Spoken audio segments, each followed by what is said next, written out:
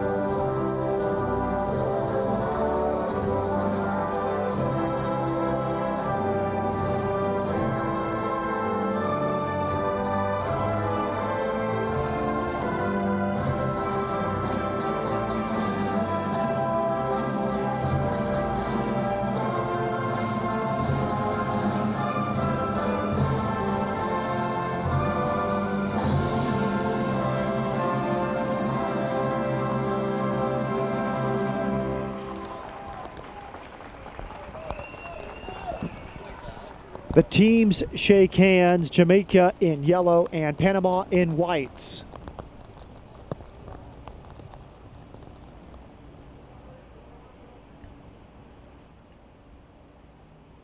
All smiles for now, but that will change in a few moments when this game kicks off. Here is the team for Panama. 5 changes from the side that lost to Canada. Many of the players rested. Yeneth Bailey, really the star of the group stage, is back. Everybody is excited to see Yeneth Bailey back in the starting lineup because she has been one of the bright spots of not only this Panamanian side, but the whole Concacaf Women's Championship, I would say. And they bring back their starting back line. Murillo, Hayin, Pinzon, and Castillo will start back there. They've played with them for 3 out of 4 of the games, now 5 out of 4. But up top, Cox and Riley, those two have this 1-2 punch about them. One will drop in, the other will push high. Look for them to try to connect with one another with that midfield. As we said in the tunnel, Carol Ann Chenard in charge of this one, 41-year-old from Ontario, Canada. A North American referee crew. She was the 2016 CONCACAF Female Referee of the Year. So an experienced referee here in this decisive third-place match. Here is the team for Hugh Menzies and Jamaica. Just one change from the side that lost to the United States in the semifinal on Sunday. G. Washington enters the starting lineup for Jordan Matthews. And Sydney Schneider will be back in the lineup as she played in the last game, but this is a goalkeeper who is building her confidence and I think learned a lot from playing the U.S. a couple days ago. But as you look at them going forward, their typical 4-3-3, Kanya Plummer will continue to captain the squad, but what can Khadija Bunny Shaw do up there and how can she lead her team from that front line? I think that's going to be key. Shaw, 14 of Jamaica's 23 goals in Caribbean World Cup, qualifying to star at University of Tennessee.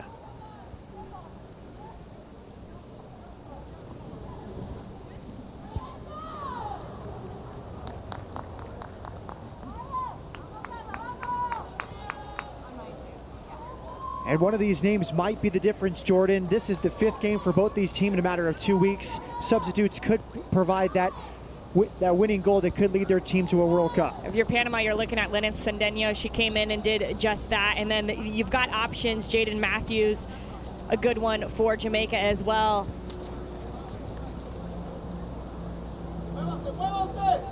Jordan, interestingly, this is very evenly matched based off the FIFA World Rankings. Panama entered the tournament 66th in the world. Jamaica 2 places higher at 64th. What a matchup, right? 2 of these teams looking to not only inch their way up that standings as they're sitting now one of the top teams in the world, but they're trying to book that ticket to their first ever Women's World Cup. This is beyond exciting to me, and you can sense it with the way that the players warmed up, the way that they were in the tunnel, the smiles, but a sense of focus within them. This is going to be a really even and good matchup. Victor Suarez and his team.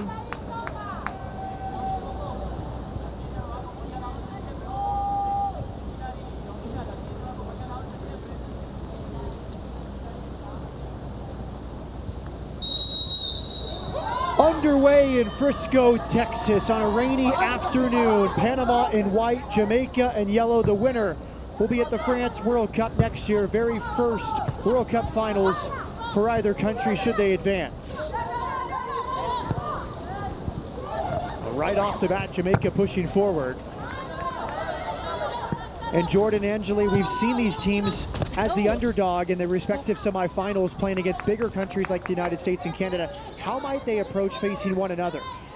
I think they're going to play pretty straight up. We've seen them sit back in areas. We've seen them have to change tactically, but this will be a straight up game. Ball clipped in, headed away. Kanya Plummer, number 5, one of the center backs, nods it into her own area. There's Sid Schneider, the 19-year-old goalkeeper who plays at UNC Wilmington. Lauren Silver, the 25-year-old, pushing forward. The field is held up pretty well. Here's a ball, an opportunity here. Bunny Shaw, well defended. Looked like Yomaira Pinzon. A great defensive play by Pinzon, but Giselle Washington, G. Washington, comes in. She's 17 years old, and that pass she just threaded through to Shaw was not only in the right seam, but it was perfect to her foot. Shaw crossing, still alive in the area. Panama able to clear. A battle in midfield. And Panama breaks the other way. Good feet from Cox. She slowed herself down. Return ball. Big intervention from Plummer. She goes to the corner with Natalie Mills, 25-year-old with Atletico Nacional. Panama trying to find their way through. Cleared by Silver.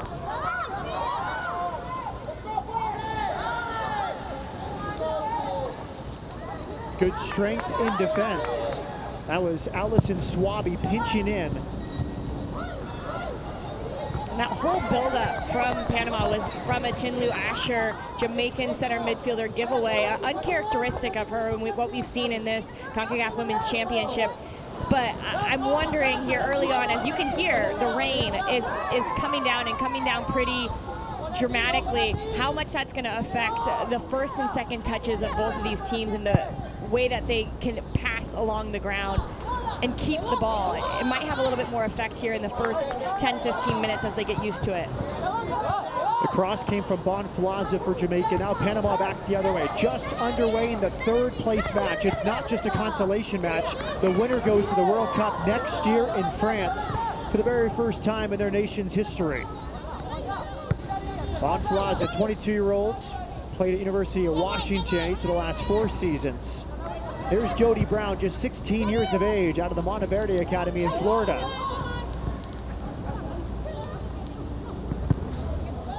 Neither team able to string too many passes together in the early going. Asher for Jamaica.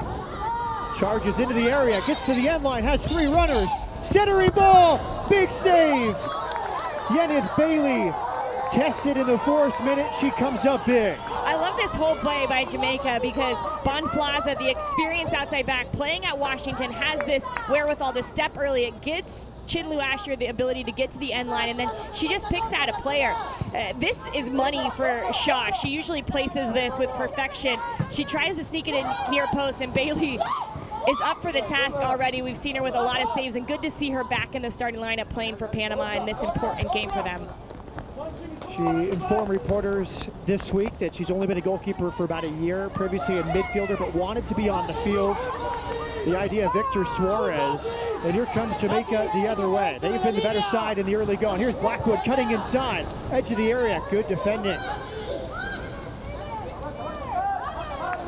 That was Ron Hell tracking back in midfield, vital intervention at the edge of the area. Ron Hell has been such a purposeful player for this Panamanian side. She goes forward, she'll defend if necessary, and there she shows you her ability defensively. But look out for her going forward. Panama likes to find her in space. Batista forward. Here's Mills now turning at the center circle. Threaded ball towards the corner. Out comes Schneider.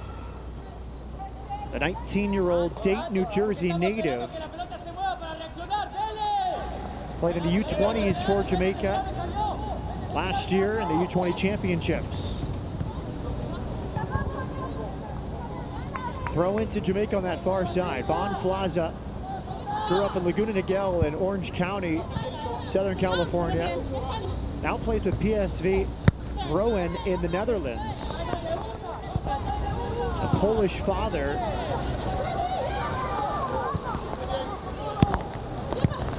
And she's only one of very few Jamaican players, 3 or 4 of them that play professionally. A lot of them playing in a collegiate team, but not in the professional ranks, so Bonflaza brings both of those to them. Chinny Asher as the offside flag comes up. And we'll see some of these players might be right on the edge of being NWSL quality, but they oftentimes occupy international roster slots, so it's harder for them to break into the team than an American or Canadian-born player. And NWSL being the league in the United States where they're playing these games, and one of the highest leagues in the world, I think is fair to say, but they have opportunities. I think these women should come to this tournament and this Concacaf Women's Championship knowing that they can play at a professional level, that there's opportunities out there. Could it be in the NWSL? Absolutely, but I think that they have the ability to go play in different places as well. So gives them a little bit of hope to know that there's other things out there if they want to continue their soccer career professionally. Here comes Jamaica, a bright start for the Reggae ladies. Shifting back and forth from Den Blackwood. Here's Shaw, edge of the area, left foot across, an opportunity, off the post.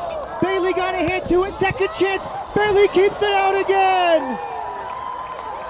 2 saves from Bailey. She's come up 3 times here in the early stages. Okay, this is why we talk about Yeneth Bailey so much. She gets a touch to that, to hit it off the post. Then she gets up for this floated ball and keeps it out with her left palm. Are you kidding me on this?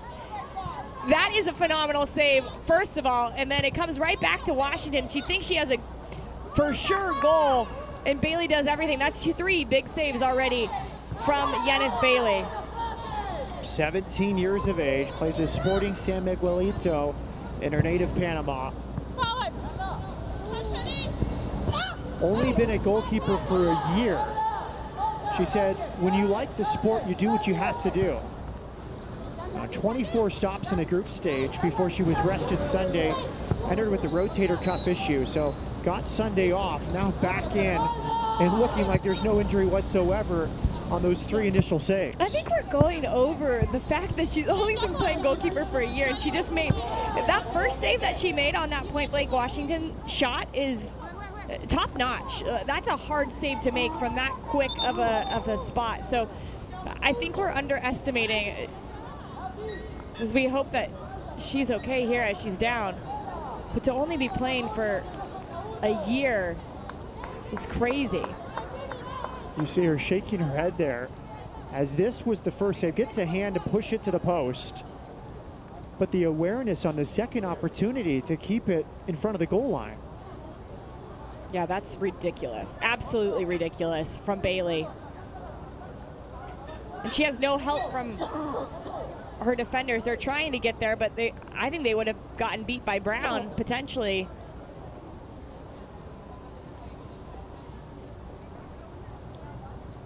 She's had her right knee treated. One of 7 players on this Panamanian roster who were born from the year 2000 or later.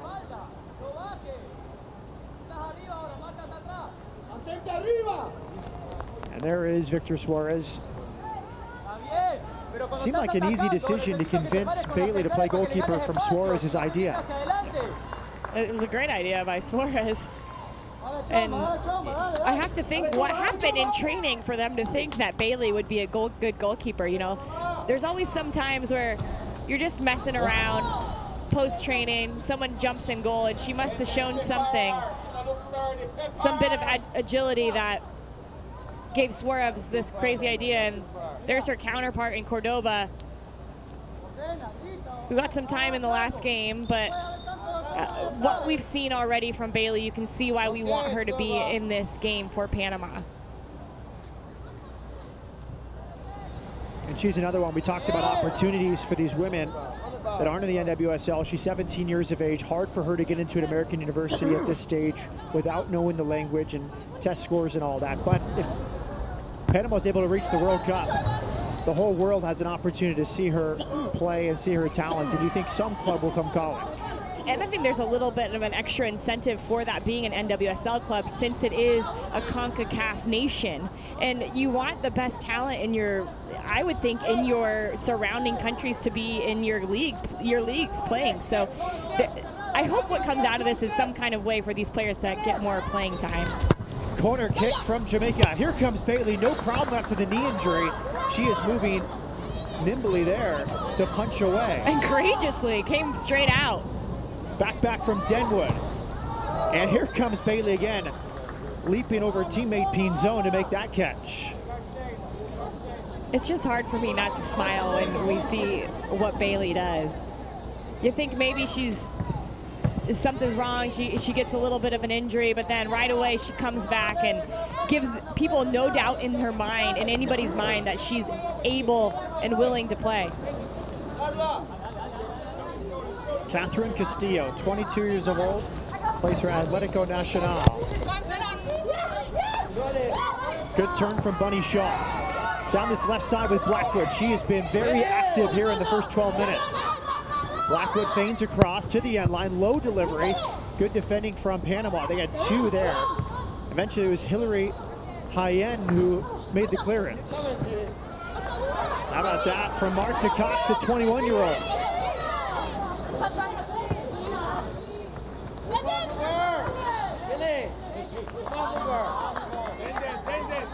What is Jamaica doing so well in the first 12 minutes to create these opportunities? If they're losing the ball, they're winning it back high on the field. So they're not even letting Panama get out of their defensive third of the field. They're pressing numbers high to win these kind of balls back, whether it's a throw-in or a pass out of the back. The energy that Jamaica is bringing is just on a different level than Panama right now. Sid Schneider out to Allison Swaby. Swaby played at Boston College through last season.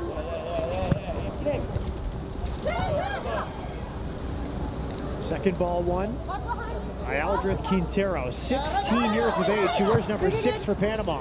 Good ball over the top. Quintero wins another ball. Riley, central. Kenya Ronhell from distance. That is in trouble, Schneider. We saw Ronhell on Sunday, Jordan, drawing so many fouls against Canada. She's an active player in here. She just gets a bit of space. Eyes are up, and she goes with her right foot from distance. Going to be hard to beat the height of Schneider and her ability from that distance. But one of the things that worries me a little bit about that for Jamaica, they brought that pressure on themselves. It was just a poor clearance centrally that allows Panama to keep the pressure on them and get the shot off. It wasn't great, but the movement of Panama when they do get into their attacking third has been promising in the way that they're getting numbers forward. Here comes Jodi Brown, 16 years of age. Well, good work down that left side once again. Maria Murillo, a 21-year-old left back.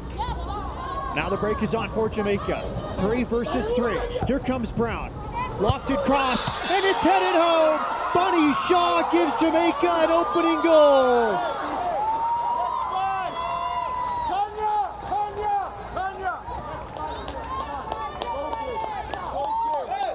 Right away, Shaw coming all the way back to her teammates on the bench to give them high fives, and it's again Bonflaza picking the pocket of Mills on the right side, and then she just starts the attack. It's Jodi Brown, this youngster, sending in it couldn't have been a better ball to Shaw, but look at how wide open Shaw is. You know that she has the ability to score, and she's one of the best goal scorers for Jamaica. I am confused why there's no bodies on her from this Panamanian squad. You have to be tighter in the box, but Shaw just makes that look easy because it was. The service from Brown was perfection. Jordan, it looked like Pinzon got caught upfield because that was Catherine Castillo, the right back, closest to Shaw, pinching in. And she very well might have gotten up because Panama looked like they were trying to attack, and it's the second big major pickpocket of Bonflaza on the right side. She's just reading it and anticipating and starting the attacks. Panama back the other way. Corner kick is won by Ron Hell. Shaw's on fire.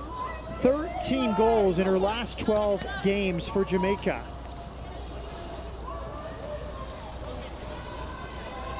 First corner kick for Las Canaleras. Ron Hell to deliver.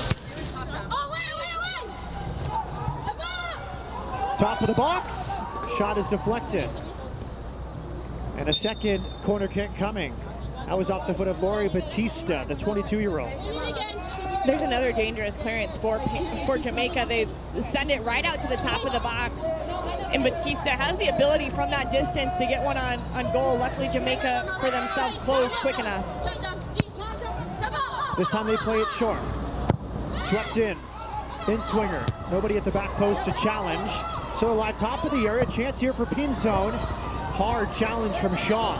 The goal scorer doing the dirty work on the defensive end. And she had to because, again, Jamaica's clearing it centrally and giving Panama another opportunity to go and attack. And the best way for teams at this high of a level, on the international level, to get back in games is off of set pieces. And Jamaica just gave Panama 2 opportunities within 2 minutes of scoring a goal to get back in the game. And that's the pickpocket I was talking about, the anticipation by Bonflaza. And then she threads through Brown, but look at this ball. Shaw barely had to move, barely had to jump because it was just played so perfectly by the youngster Brown. And you could see the shape of Panama. They were all towards the left, including the center backs, Pinzon and Hayen. There's a good ball towards the end line, but it's going to roll out.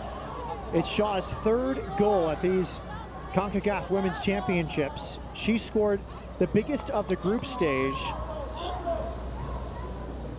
A 1-0 win against Costa Rica. Now, Costa Rica made its first World Cup 3 years ago in Canada. And now Jamaica trying to reach its first to become the first Caribbean women's national team to reach the World Cup. And it would come 20 years after the men played in France '98. That'd be pretty special for them, especially for both teams. And by no means do I think Panama is out of this game, because I've seen them play a very aware first half and then come out in the second 45 and be a different team. So Panama's still trying to feel their way through this. Cox wide for Ron Hell. Ron Hell cutting inside. Dangerous. Nearly threaded the pass. Well defended by Kanya Plummer. Shaw the other way. Given right back by Panama. Den Blackwood, 21-year-old, plays at University of West Florida. Good tackle, Catherine Castillo.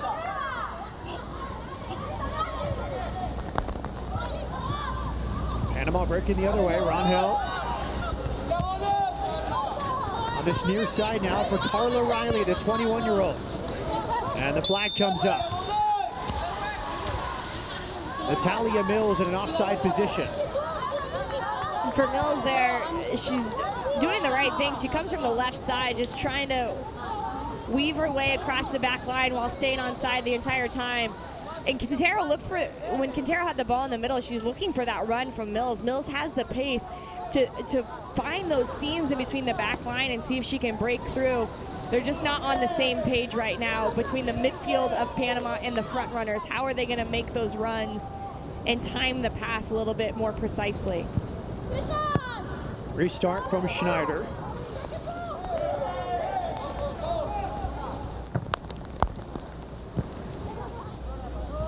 Well, we know one of these teams will book its first ever trip to a Women's World Cup Finals next year in France.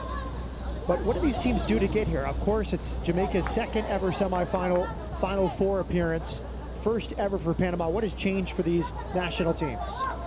I think a lot has changed. You know, for Jamaica, they've gone through a point where they didn't even have a national team, and then because of the likes of Bob Marley's daughter, it brings some money and some awareness back to the squad, and they come back in 2014, and now they're here again. And I think one of the key things is there's a lot of Jamaican players playing in the United States for collegiate teams in good leagues, but then it's the investment of the coaches, Hugh Menzies, Lauren Donaldson, these coaches who, a lot of them are volunteering their time being former Jamaican players in order to establish this women's team.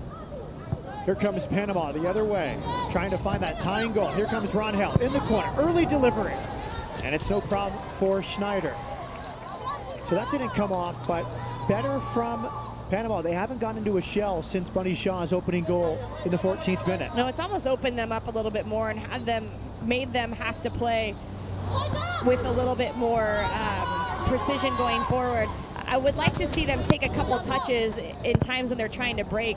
Sometimes they're trying to play that one-touch ball, and because of the surface, because of the precipitation, it's going to slip off your foot. So you have more time than you think, and these situations will only lead to that for these Panamanian players. Playing in big games, it slows the game down for you. You learn that you have more time than you think. You learn to take that extra look in situations.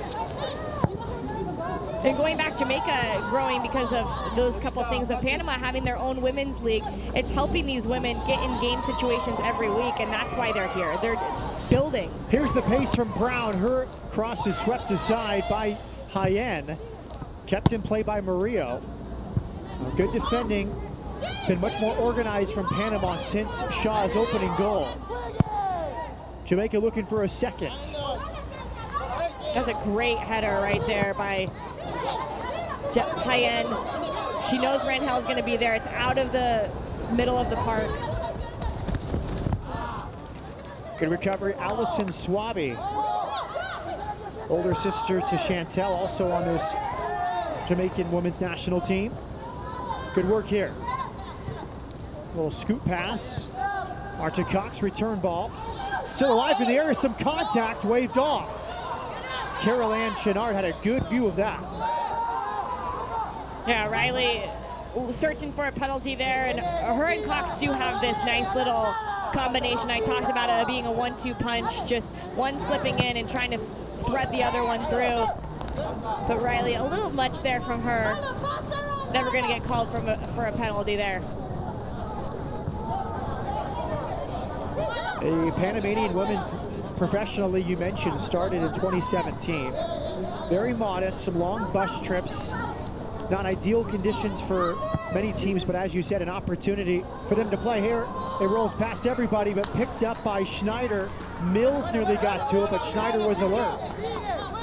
And that's good from Schneider. She got punished a few times against the USA by not defending that space at the top of her box correctly.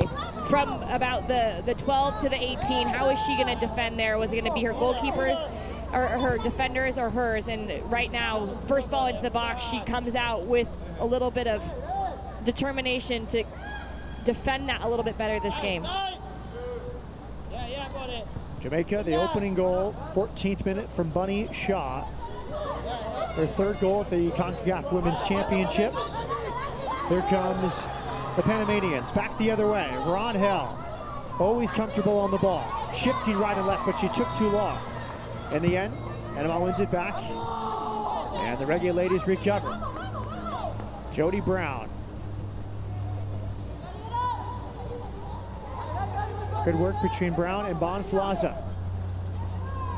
Hat trick against Cuba for Jodi Brown in the group stage. Bonflaza on the overlap will win a deep throw in for Jamaica.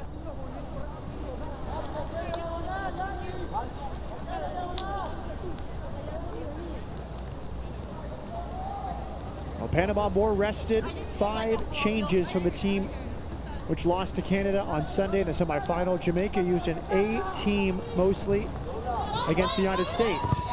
Shaw trying to turn. Good double team from Panama. They had good cover. You see the tightness of the center backs, Jordan. Hyen and Pinzon just 2 or 3 yards apart behind Shaw. And Pinzon has led the back line throughout this whole tournament, their captain, but the way that she leads, she's vocal, but she makes big plays if need be. Ball over the top. Mills. 1 versus 4. It's Natalia Mills laying it back.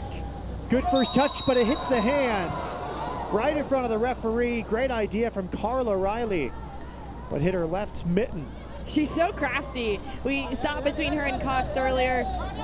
A flick in the box here. Mills plays her in this little scoop, but her left hand flies up, touches the ball, and she knows that was an opportunity and would have been one piece of skill from Riley. But she has that within her, is just an ability to see the game a little bit differently and to execute. She's good technically. And she's the player that scored the game-winning goal in that game against Mexico. So I know that if you're Jamaica, you're very aware of that. I know that when she gets close to the box, you have to be a little extra tight. Good positioning as well from Chenard, the referee. Out of the way, but still in good position to see the handball. Thrown in. Cox will turn. Had a goal against Trinidad and Tobago in the group stage. You call her one of the connectors on this Panamanian team. You'll see Riley will drift up and Cox will start to defend a little bit more, sit in his pocket so she can win balls like this and see if she can find Riley. Good. Sometimes it works out just when you're talking about it. Forward ball swept out by Plummer. Here comes Jamaica. They don't need many bodies to break the other way. Good ball over the top. Jodi Brown, but the offside flag just came up. Although it was offside, you don't see a lot of the time the 17-year-old deciding to go to cross that ball instead of shoot it. So intelligence there from Brown, knowing she didn't have a good angle and Shaw probably had a better one.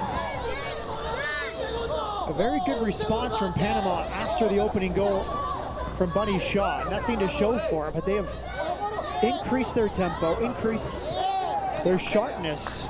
Excellent win in midfield from Castillo. And they're opening up the game a little bit more, trying to play some more balls over the back line of Jamaica and using their speed up there with Mills to see if they can stretch him a little bit more.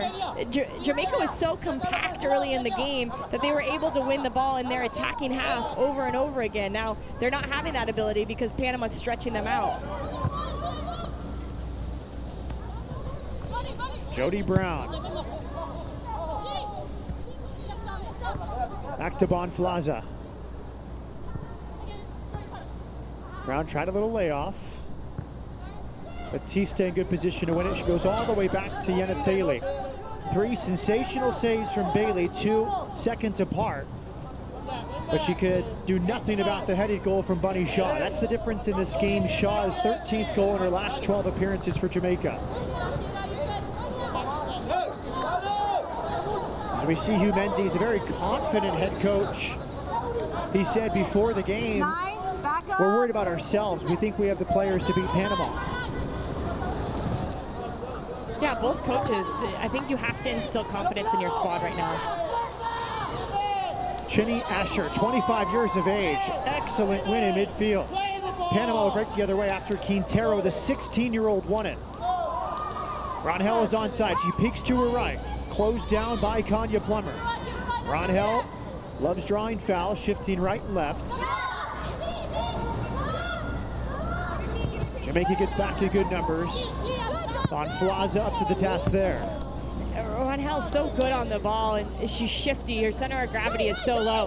When they lose the ball there, she has an opportunity to double team with Mills, win the ball back close to their own goal. I'd like to see a little bit more fight from Ronhell. Free kick for Panama. won by Quintero. She's been very good tonight. We saw her win the ball in a vital spot a moment ago. They take it short and quick. Shot from distance off the hands of Schneider. And it will be a corner kick for Panama. I love that. Quick play. Play Batista. She has a strike. We saw her take one earlier in the match. It got deflected, but this one gets on target. Hey, here we go, guys. And if I'm Panama and I see that save from Schneider, I'm thinking we follow every single thing, because that's a big ball that went through her hands. Another short corner from Las Canaleras. Space on this right side. Good work. Rangel crossing, back post, open header. Save Schneider. It was Lori Batista. Best chance of the first half hour for Panama. It's a good play here from Panama off the corner kick. They swing it all the way around. It finds Rangel. And then unfortunately, the ball's almost even with Batista. So in order for her to get any power on that, it's a really difficult header there. You almost have to maybe jump and take it with your chest and see if you can bring it down to your foot quickly. But I like that. I like the idea from it, Rangel, and the shiftiness of the cut. Wonderful through ball. Here comes Riley. Needs support. 1 versus 4. She tries her luck from distance. But more positive play for the Panamanians. Absolutely. If you're Jamaica, you're thinking about what's going wrong in the midfield right now, because they seem to be losing that battle, not only with the midfielders' marks getting lost on dead balls, but they're not able to control the ball in there. Buddy Shaw tried the diagonal to the left back Silver. Panama back in possession. Rangel. A lot of free license for her in midfield. Left, right, and center. Riley. Regathered by Sweatman. A different role for Sweatman tonight. She's a bit deeper than she was Sunday against the U.S. Good switch of field. And Castillo gets there in time. 22-year-old with Atlético Nacional. It's a very young back line. The entire back four, 22 and under for Panama. It's got to make you excited if you're Panama about what the future looks like, because these players, you know, if they qualify for a World Cup, this could be one of many for them. Of course, the goalkeeper, Bailey, is only 17. Hard tackle that time from Blackwood. Free kick to Panama. Rangel wins the free kick.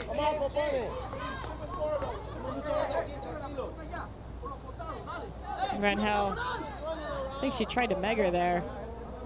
Just too much from Blackwood, coming in strong.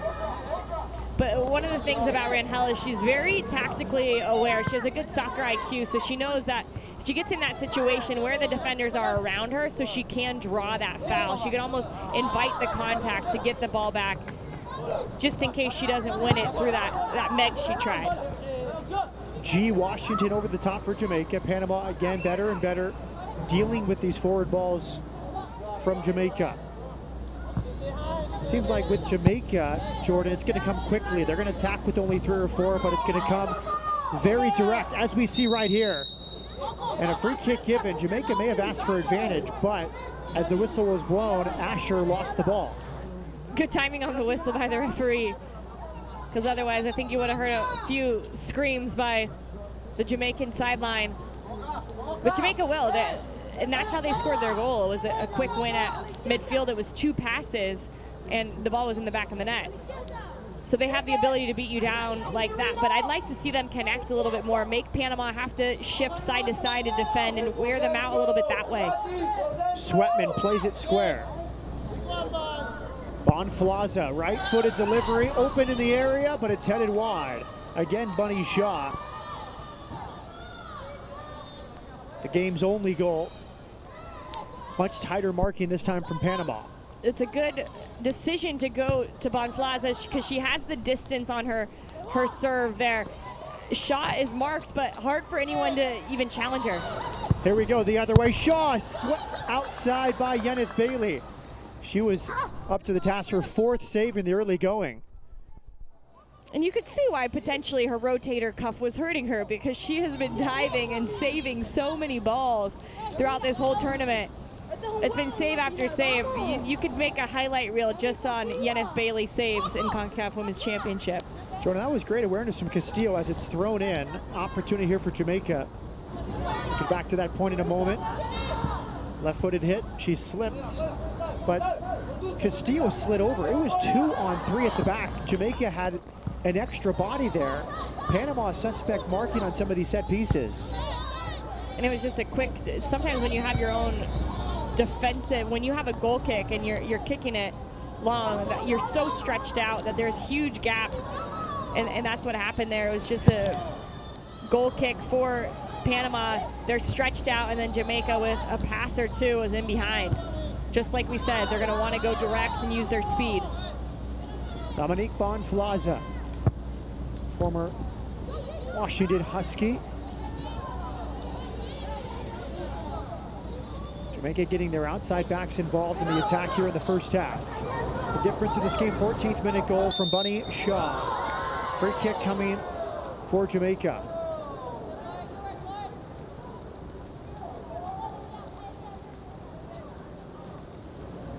Arlo Sweatman played at University of Oregon. Also 1 year at Florida State, went to the College Cup final in 2013. Let's see how the marking goes this time for Panama. Looks like high-end is marked with Shaw. Might be a mismatch there. Comes from Sweatman. Alive and cleared by Panama. Heavy pass given away. Jamaica. Bonflaza fakes across, plays it in front of Jodi Brown. 16-year-old hustles to get there, tries a little back heel. Steady defending from Murillo. A lot of pace on that side, Jordan, with Murillo defending Jodi Brown. Yeah, it's been fun to watch, and Jodi Brown, a player that the coaches for Jamaica refer to as a young Mal Pugh. She has the ability, and good to see her getting some more minutes to hone that in. Cross from Silver, alive in the area. Here comes Yeneth Bailey to put out the fire. Gets there just in front of Jenny Asher.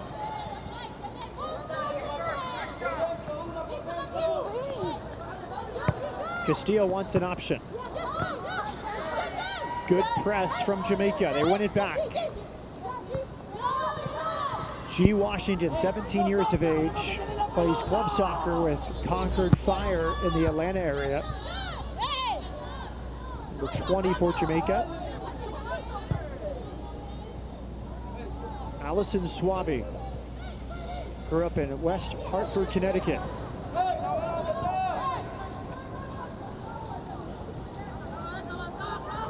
Sweatman with all sorts of space. And it's too slow from Sweatman there. And she plays that sixth position, but can get caught in possession like that. She takes too many touches and then gives it away to Panama. For her, she could have reduced that to 3 touches, played her teammate in Washington, gotten it back, and shifted the defense. And if you're just dribbling, the defense doesn't have to shift. Make a pass, make them shift as we see this big collision here. It's just too slow from Sweatman. Bonflaza pinching back. Fouled by Riley.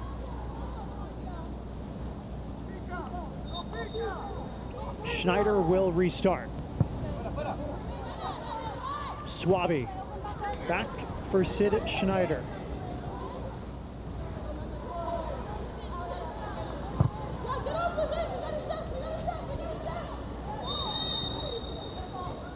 We're going to see a foul called. Opportunity here for Jamaica. Pinzon fouled Shaw. And the ball, the rain is affecting this game, and you could see it on the skip there. Shaw tried to take it, and it skipped over her, and she had the front foot, and Pinzon just, a necessary foul there, just getting in her way, slowing it down, allowing her team to get back and regroup here, because Jamaica is dangerous on these set pieces with Shaw. It's not just Shaw. Who's running behind her? Who's running across the face of goal to get the second ball? I think that's what's key for Jamaica, but also key for Panama. They have to mark tightly. Jamaica has the size advantage on these free kicks. Delivered towards the penalty spot. Alone at the back post, but it's pushed wide. Allison Swaby, the center back, getting forward. Center backs have just a keen eye for this. They know if you put it close to your big guy in the middle there, your big player in Shaw, that the ball might go over the head or get flicked on, and Schwabi's right there trying to tuck it in, clean up the scraps.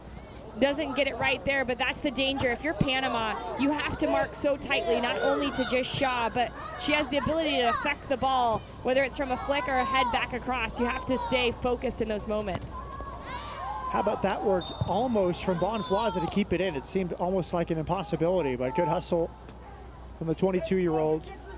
And Jordan, we could see the aerial presence of Bunny Shaw. She was double teamed there by Panama, but she still won the header and flicked it on to Swaby. Sometimes it's not just how tall you are, it's your timing, it's how you read the ball. And she does a really good job, does Shaw, of just seeing the flight of the ball first, almost going backwards before she goes to meet it. That way she can read it a little bit better. It sets the defender off. It's harder to defend you that way. Cox, a great switch for Ronhell. 1 versus 2 in the area. Kenya Ronhell, 2 step overs, tries her luck with her right, again over the bar. I love this player for Panama. Ronhell, she's intelligent, she sees the game well, she beats Silver to the ball here and then faces her up. I'd like to see her, after she does these step overs, get to the end line, take a big touch. So that big sweep with the left foot as a scissors, and then take a longer touch, get to the end line, and maybe you still can go near post with that shot, but it gives you options to cross it as well and have more runners inside the box. Game's only goal, Bunny Shaw in the 14th minute. A header from a wonderful cross from Jodi Brown. As it stands, Jamaica would book its first ever trip to a Women's World Cup final next year in France. Panama looking for a fight back, down at just 1 goal. Wonderful sliding tackle at the edge of the area. Looked like Pinzon flashing back at the last second. That was a great tackle and necessary. Jamaica sending players forward, and it was a necessary slide tackle by the captain. Den Blackwood.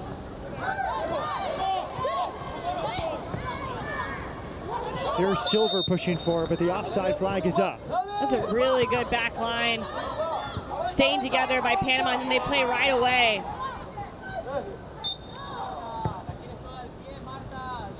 Very alert from Panama, the quick restart after they won it back. And you can hear Suarez yelling, "Rapido, rapido." They want to play fast. They want to try to catch Jamaica sleeping as they retreat. And on cue they do. Riley, forward ball intended for Cox. But it's been a very active front four between Riley, Ronhell, Mills, and Cox for Panama. I think the one thing that both Riley and Cox are missing as these playmaker number 9 types is just their final pass. They don't have that exact precision yet. Wide here, Jodi Brown. 2 runners in the box for Brown. Big sweeping cross, and it's pushed over the bar by Bailey. All she can really do with that. The 17-year-old tested again.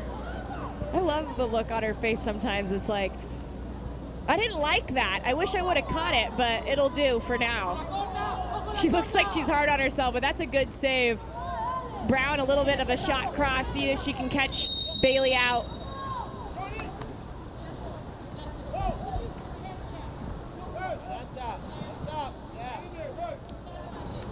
Just wait for her whistle.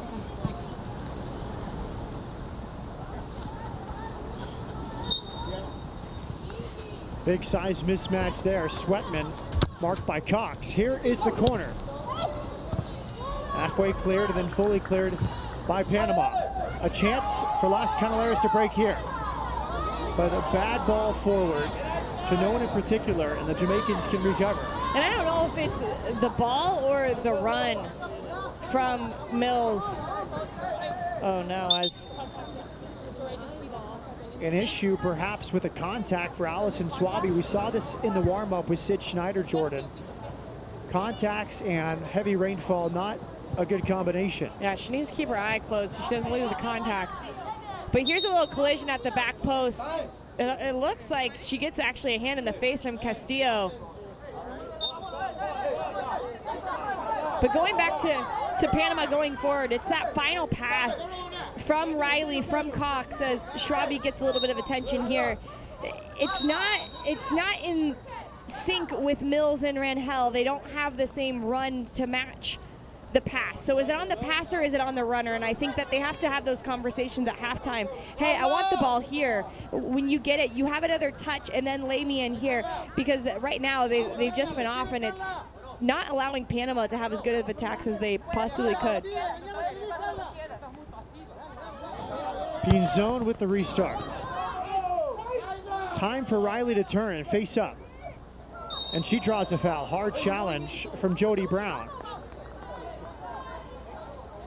This Panamanian squad is so shifty on the ball, and they're good at drawing fouls because they tempt the defender in, and then they give you this little shimmy shake and get past you. It's really good work by Riley there. And she was the top goal scorer in their Central American qualifying, so she has the ability to get on net here, try to get on the end of this ball in by Pinzon, and Pinzon has good service. She even had one on frame that went in the goal earlier on in the tournament, so look for her to maybe even test Schneider here. Romira Pinzon with the hit, and no rebound from Schneider. Good guess there, Jordan. And it sort of makes sense. It's a huge size mismatch. The Jamaicans are bigger primarily versus Panama. Well, typically Pinzon hits it and it has a dip to it. So the way she strikes it, she hits it so square on that it goes up and over and then dips back down. First half stoppage time. Here comes Bunny Shaw, curling cross. Poor clearance, but then the second one falls right on the right side to Jodi Brown. Did not make a decision too quickly, and Panama able to recover. But the danger not fully cleared. Here comes Bonflaza. And nice shielding on that far side. Natalia Mills earns a goal kick. And just a little disappointed in her defenders. It looked like they're just not quality and decisive clearances for them to get it out of danger. But I think Bonflaza has been a bright point for Jamaica. She has showed us in glimpses during this qualifying tournament how much she likes to get forward, but this has been her best game, getting forward and affecting the game. Brown wins it off the goal kick. And our second minute of first half stoppage time, the game's only goal, Bunny Shaw in the 14th minute off a wonderful delivery from Jodi Brown. And a good response by Panama, and if they can get into halftime with this 1-0 lead, they're in a good, or 1-0 deficit, excuse me, they're in a good spot because I think that they're showing what they can do. They just have to clean it up in that attacking third of the field. Thrown in, good strength from Lori Batista. Goes off the corner flag. It's going to be a throw-in. A deep throw-in for Panama. This might be the final action of this first half.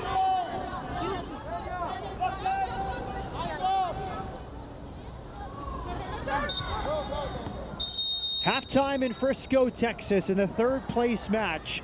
Bunny Shaw, her 13th goal in her last 12 games, her third goal, the Concacaf Women's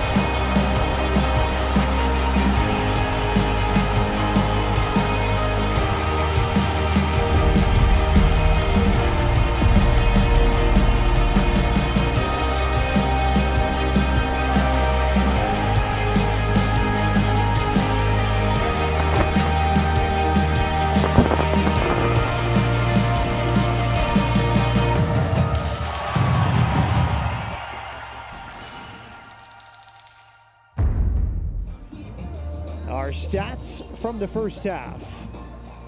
I think it makes sense. It was a fairly even game as far as possession goes.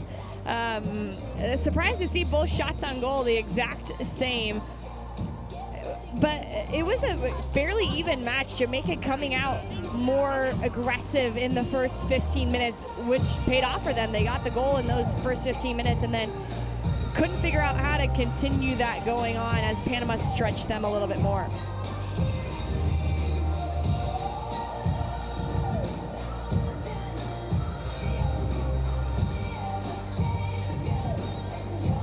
Both these teams with key victories in their build-up to reach the semifinals. For Panama, it was a big win against Mexico. For Jamaica, a win against Costa Rica to reach the semifinal stage. And now in the third place game, they know all it takes is a win to reach the World Cup next year in France. And I think they're both playing with that fire, with that passion, because they know how important it is, and that's why you see a little bit more emotion when a ball isn't played correct or when they're attacking it doesn't pay off. What is going through their minds? The walkout before the biggest game of their national team lives. Early on, it was all Jamaica.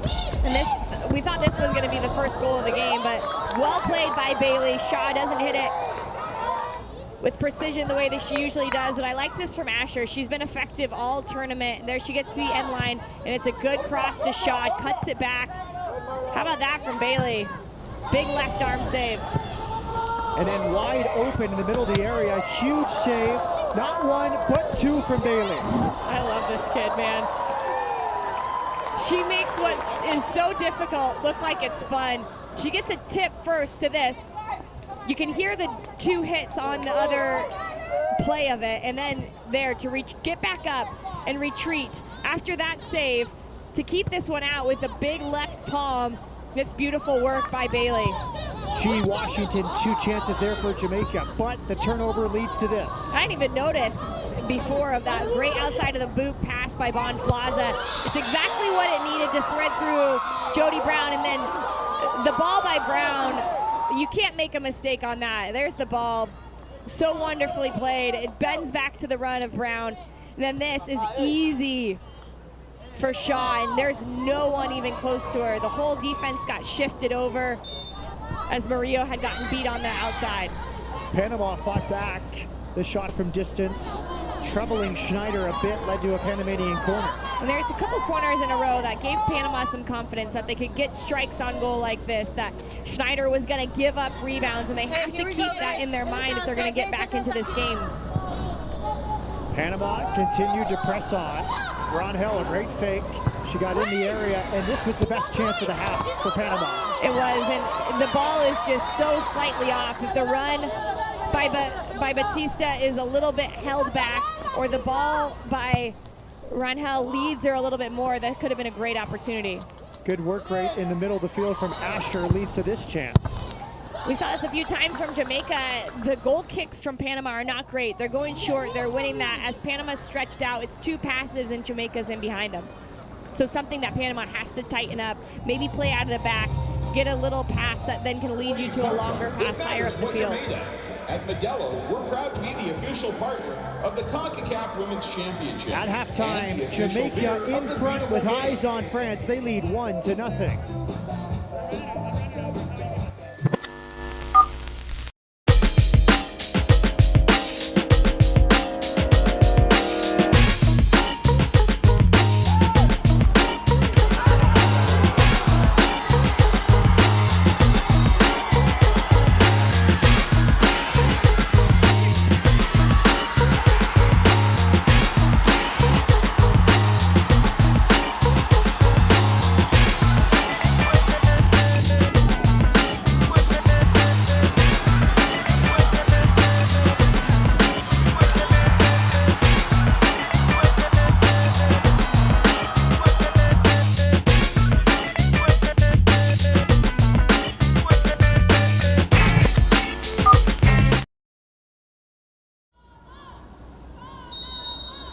Here we go with the second half. Jamaica leading 1-0. The winner will be at France at the World Cup next summer. Immediately offside. First sequence of the second half, no argument from Jodi Brown. But if you're Panama, you're feeling a little bit lucky there because your back line got pulled apart pretty easily. It was a poor touch by Murillo, and then after that, it's a crooked back line, so they're not all together. We've seen them step Jamaica off together as a unit, but that was very lucky if you're Panama.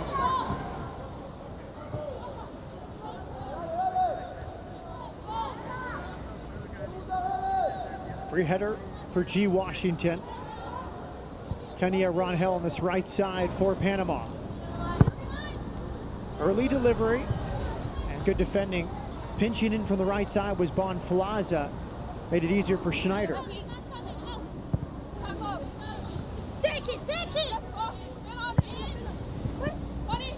Good settle from Shaw, but better defending from Aldrich Quintero. The 16-year-old pitched in to win it.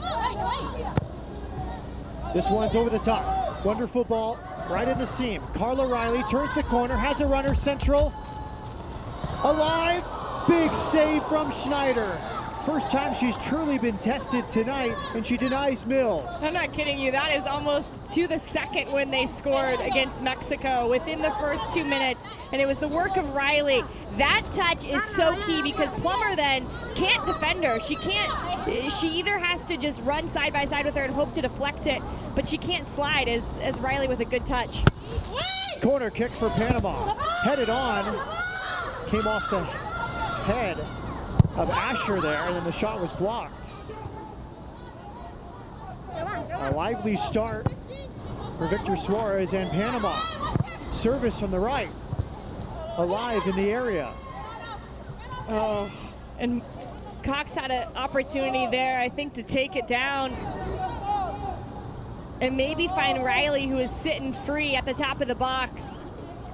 Suarez has got to look on and think that his team listened to what he said at halftime, and they're coming out with a little bit more energy and confidence. I think the first 15 minutes, it didn't seem to me like they felt like they belonged on this field, and as the game and the half went on, they started to feel that, and you could tell in the way that they were playing.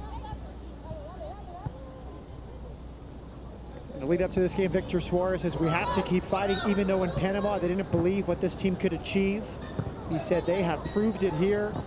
It'll be up to the players if they're willing to come out of this. Opportunity on this near side. Natalia Mills on her right, cuts back to her left. Here's Mills, centering ball. Cleared by Jamaica. I love that. The good through ball. Mills has been trying to find that seam. Where's the best run to play? What's the best ball to play into her? And I think they got it right there. It was just unfortunate that Mills couldn't bring it to her left foot. If she crosses out with her left foot, it pulls it farther away from the defenders, and she's able to find those gaps in the back line a little bit easier. That last sequence brings Hugh Menzies off the bench. Could she have gone for goal herself? I think potentially earlier if she hadn't have taken those couple extra touches. Panama's been the better team since halftime.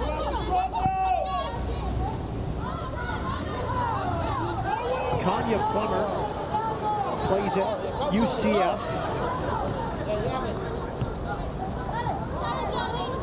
Big number 5 in the Jamaican back line, able to clear.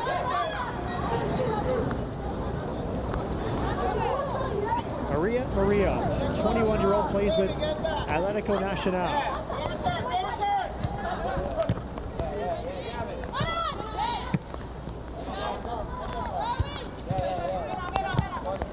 Brown to Shaw. Washington, and now Sweatman. Direct for the Jamaicans. Nice work once again. Kenya Ronhell. Switching ball over the top. Foot race. A back heel. Here's Mills. Mills. Excellent defending again from Plummer. I love that from Plummer. She just holds her ground, lets the two play. They can be tricky all they want, but once they come in contact with Plummer, she makes the correct decision there. Takes the ball away from Mills. Jordan, do you expect fatigue to play a factor here? Jamaica, the less rested team.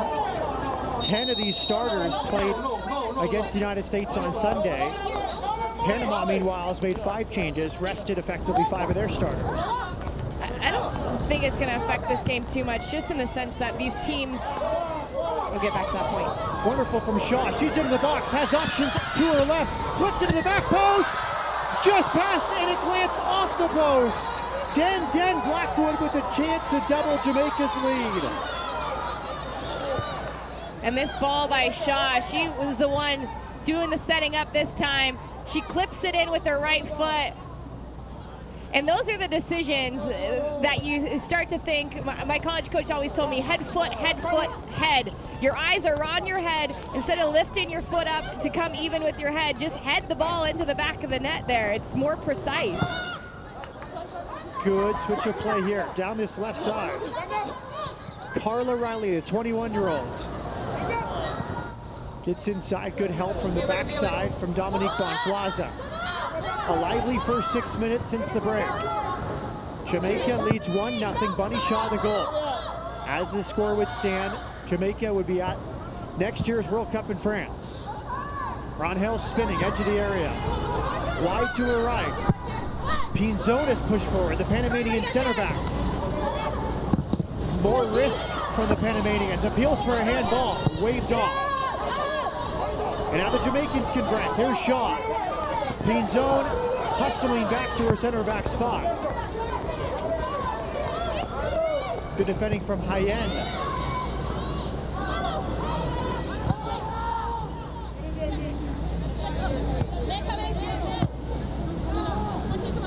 Lauren Silver, 25 years of age, played University of Florida. Swaby out of the back. Ginny Asher. Big back post ball. Doesn't trouble Yeneth Bailey.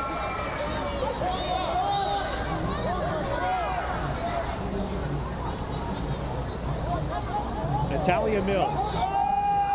Marta Cox. Excellent through ball. Here comes Mills. And off her line is Schneider. Out to midfield. That was a good play by Schneider. She came out quickly to just deny Mills from thinking that she can get on the end of that. I think if Schneider doesn't come out with such determination, Mills continues that run and it might even have a chance to beat the center back and Plummer there. Play stops for Maria. Murillo took a shot to her mouth, it looked like. This has been a very clean game, Jordan. Very physical, but respectful and competitive with so much on the line. Both countries' first World Cup berth is at stake. I don't know why they're making Murillo come off here. She just gets a little... Back to live action. And we're gonna have a goal kick. That was Jodi Brown.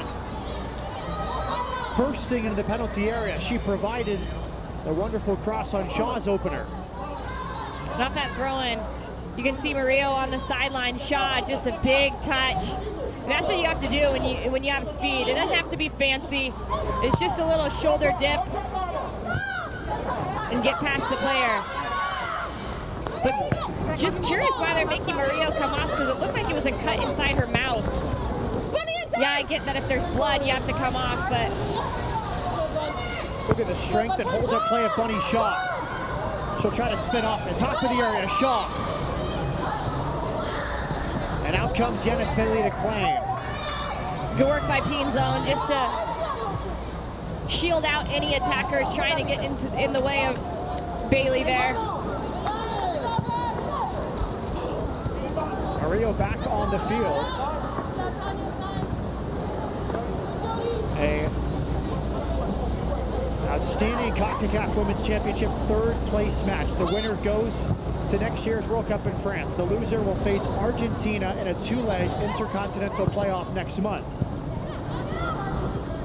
And that last ball not played in the right seam by Rangel, but you could see the quality of this Panamanian side. They win it in the middle, bring it to the left, swing it to the right. They have the ability to pass, and it's their movement and their precision in the middle of the park. Quintero, Batista, those two set the tone, and I think they've really started to play better within the last 40 minutes of this match. Plummer made it very difficult on Riley as she tried to turn. How about that touch from Buddy Shaw to beat two defenders and find Chinny Asher. Now it's wide on the left. Jamaica pouring forward. Switching ball from Den Blackwood. It's right at Bailey. And there's the emotion, right? Both players yelling at each other. And it's not a yell because they're frustrated. It's a yell because they know what's on the line. This is a chance to go to the World Cup for the first time ever. And a second goal right now for Jamaica will deflate this Panamanian side just a little bit that I think this Jamaican squad needs. So that's how much it means to them. Bad turnover there. G. Washington, early ball, and the offside flag is up. Good tight line from Panama. They've been more organized after some shaky moments in the first half. And this is a good look because they're all right there, and you can see that's exactly what they should do. The first defender, whoever's closest to the ball, should be the highest. Maybe Pinzon is a little bit stepped behind her.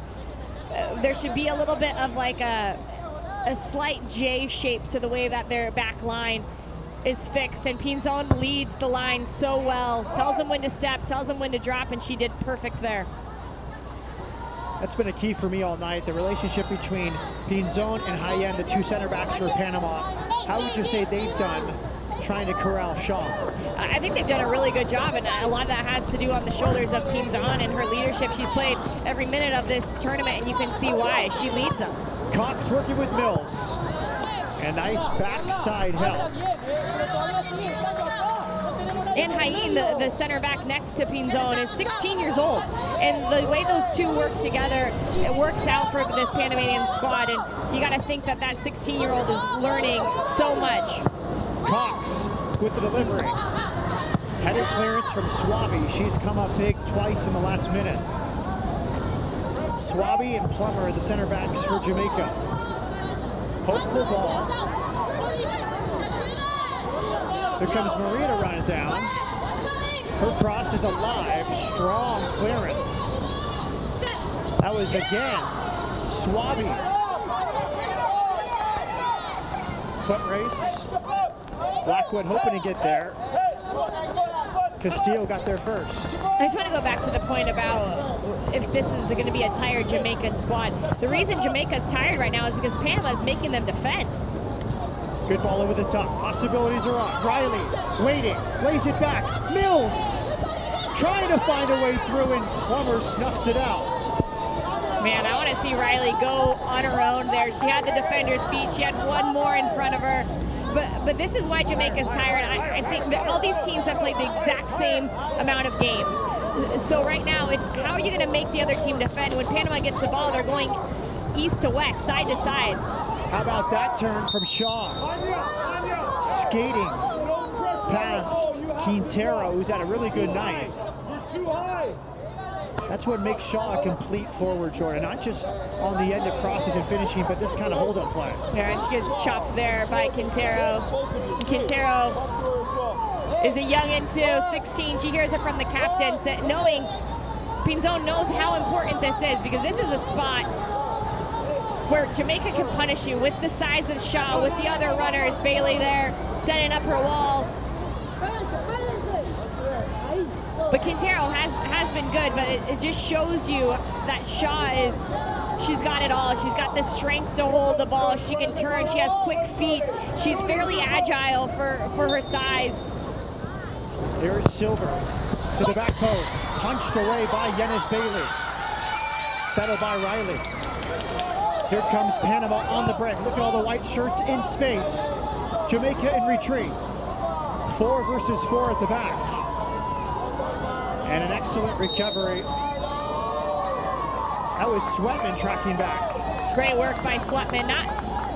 Not known for the speed she brings to this team, but this is a Jamaica team full of speed. So even the slowest are pretty fast, and Sweatman does the work there.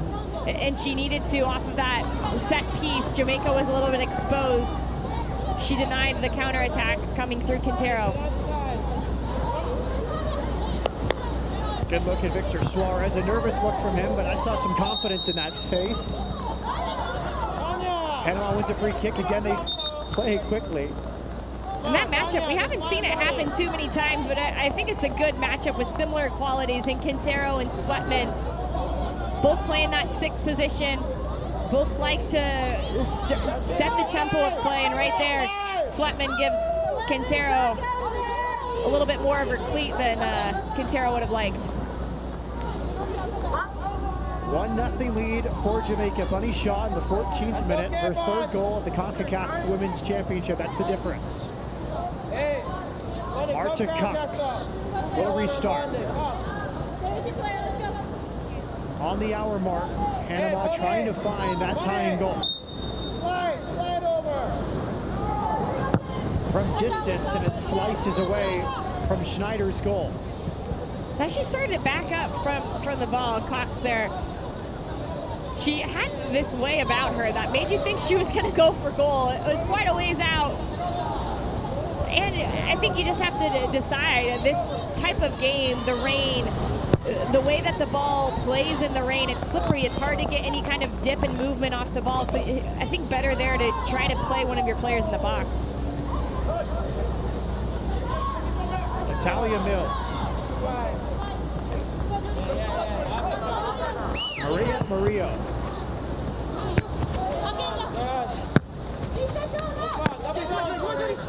Good work from Riley to settle the ball. Here comes Panama. Mills. You see the frustration from Riley, but good from her. That was Cox, rather, contesting the clearance from Jamaica. Panama's making it hard on Jamaica to clear their defensive half and then get any kind of rhythm. We haven't seen anything from Jamaica since the start of this second half. Brown cuts inside. G. Washington, 17 years of age. That's a good switch of field from the Jamaicans, but a handball. Free kick to Panama. Good step from Catherine Castillo. Maybe a smart play by Silver there, because that looked eerily similar to the way that Jamaica started their counterattack that led to the goal. That win at half field and then using their speed to get in behind. Mills in a foot race will get there first in the corner. She pulls out Kanya Plummer. Wonderful pass, good turn, contact, play on. Good view once again for Carol Ann Chenard, the referee. She'll probably a little upset thinking that Riley's trying to earn this foul here. And Riley, it's a great turn from her, and I think if she just continues to go try to fight to win the ball, then maybe you really do get fouled, and it's worthy of a penalty kick, or maybe you get onto the end of it, because I think Riley, with her agility, has the ability to beat Schwabi there. Big decision for the Canadian referee, Chenard. It was a spectacular turn.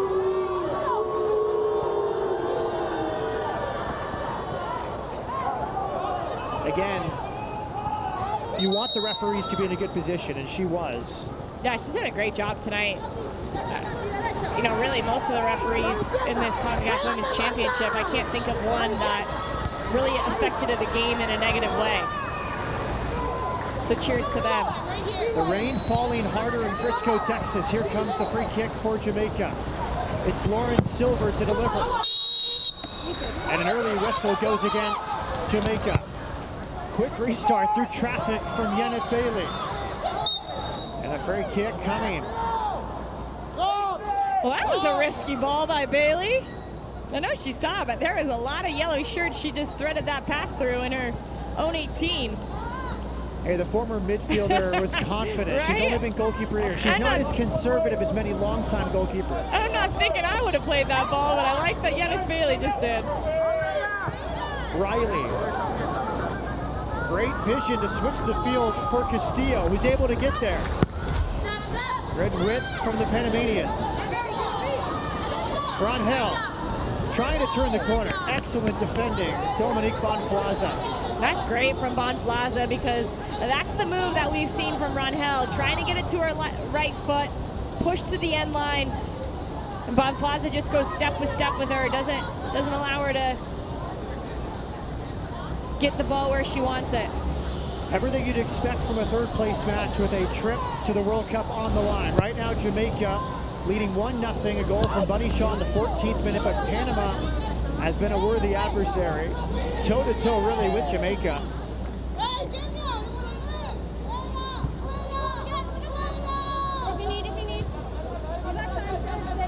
And it's really created the better of the chances in the second half. Bonflaza. Murillo.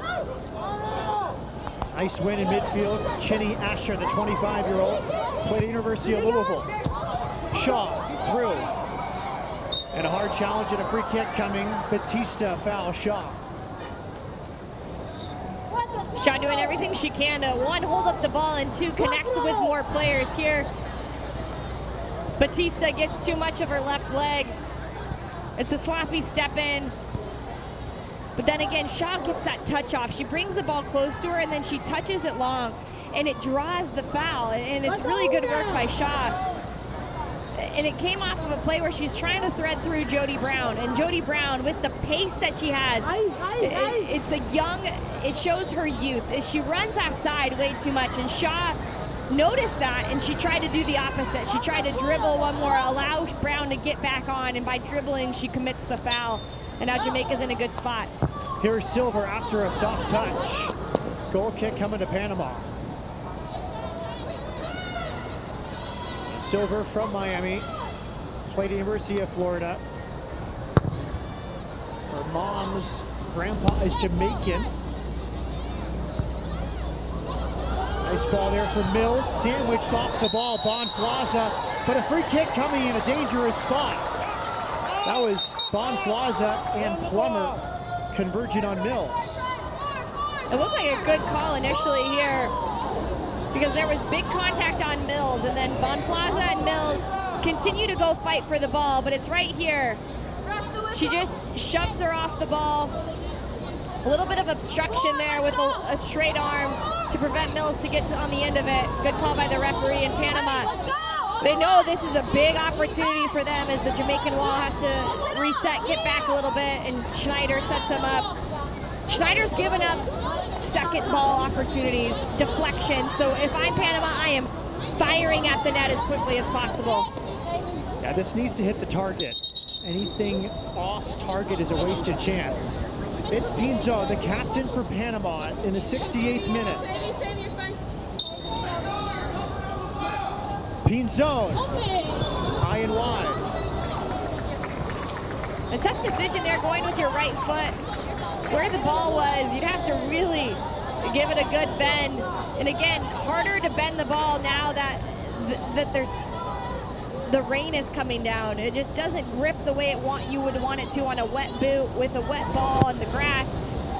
So I think there you got to go with your left foot. Make sure it goes on frame like you mentioned, and then you have a second opportunity potentially. You're giving yourself a chance to have that. You can't question Panama's tempo. All night, they've restarted quickly and played with urgency. Now here comes Jamaica down this left side. Den Blackwood. Nice angle taken by Jayan. Still alive in the area, and it's headed wide by Shaw. Now Blackwood was defended by Jayan, but she still produced a very good delivery. I'm trying to think how Shaw is that wide open. Pinzon just getting pinched to the past the near post. I think she has to stay with her mark there. Stay centrally. Shaw is more dangerous than that near post space in that moment. Yeah, Shaw is quite a handful. She played at East Florida State College her first 2 years. First team National Junior College All-American. And then last year, first year at Tennessee, caught the league by storm. 8 goals in the SEC, led the conference. First team All-SEC, 14 goals overall. Well, Matt, this year she already has 7 goals. She's only played in a handful of games due to these qualifiers and being with her national squad, but to have 7 goals in the SEC, one of the top 3, I would say, leagues in college soccer in North America, it's amazing how effective she can be. And she's shown it here, and not only in qualifiers for Jamaica, scoring those 14 goals in the Caribbean qualifiers, but now adding to that in this with her third goal of the Concacaf Women's Championship. Shaw turning.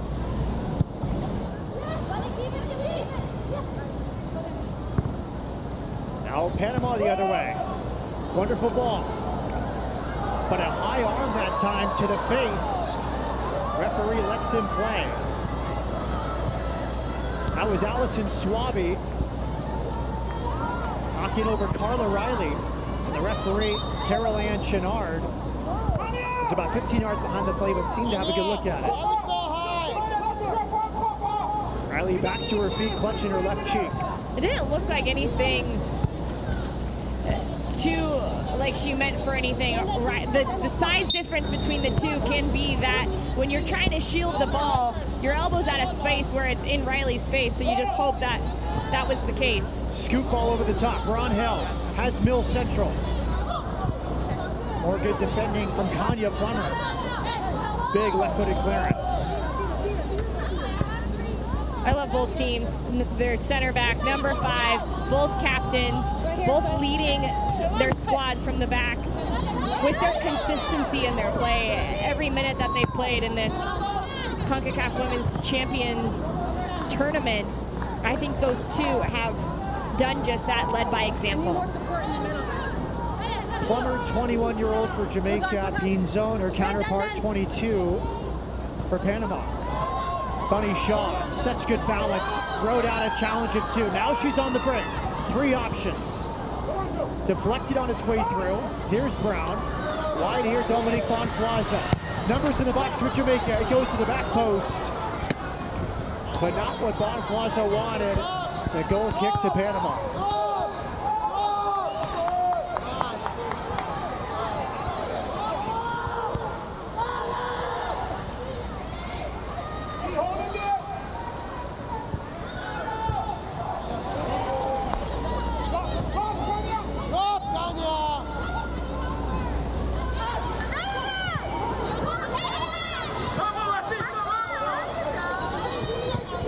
All the way back to Schneider. Kanya Plummer.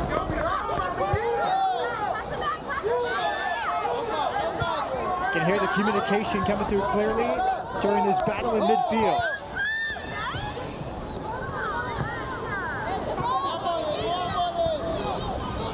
Settled by Bunny Shaw. Here's Den Blackwood. A berth in next year's Women's World Cup on the line here tonight. The winner goes to France, the loser to a intercontinental playoff with Argentina. Forward, here's Mills. Mills into the area to tie it up, and she does! Natalia Mills has leveled things for Panama.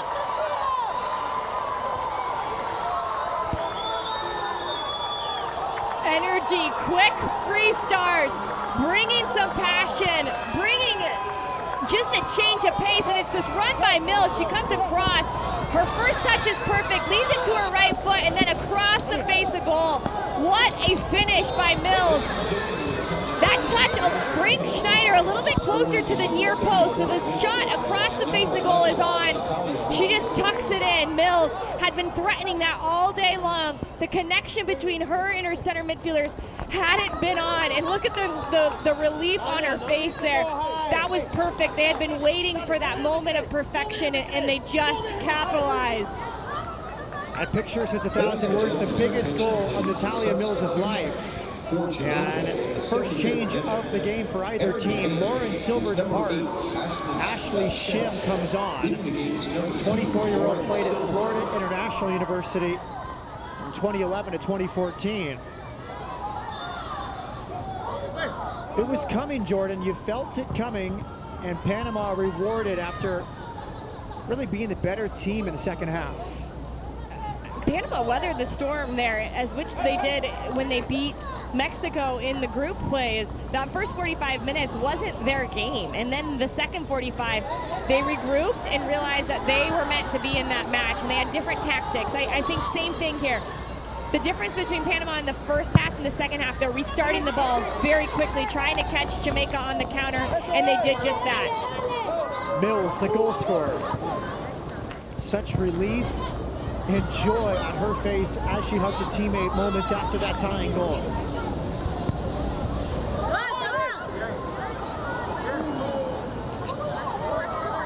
A battle in midfield. Panama the first to every ball as of late. Marta Cox with Mills. Mills, good patience, scoops it to the corner for Kenya Ronhell. 3 around the box for Panama. High lofted delivery, played by Schneider. A whistle as Aldrich Quintero, the 16-year-old central midfielder, down, clutch in her left shoulder.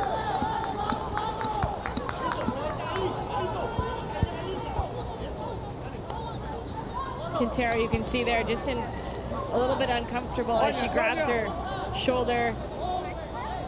Gets worked on by the medical staff. And here's the challenge. She gets sandwiched between a couple of players here.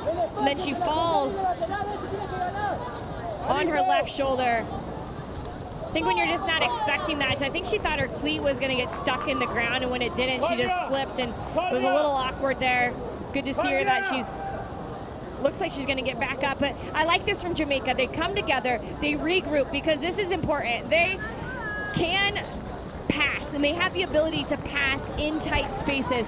They have to have somebody step up right now. Is it Asher Sweatman? Who's the player in the midfield that's going to connect them? Because I think they're lacking that right now. They're getting beat out by Batista and Quintero in there, and it's basically just a hustle factor.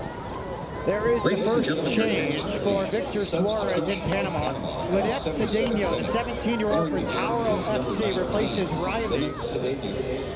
Cedeno already a big goal to her name in this tournament. She scored in the 2-0 win against Mexico a week ago, Wednesday in Cary, North Carolina. Also off the bench. She'll look to replicate that tonight with a goal that could send Panama to the World Cup next year in France. And she scored that goal off the bench within minutes. I think her first and second touches were that goal that she scored. So she has the ability to come into the game and be effective right away. She started Sunday against Canada, comes off the bench here tonight. Both teams have made one change.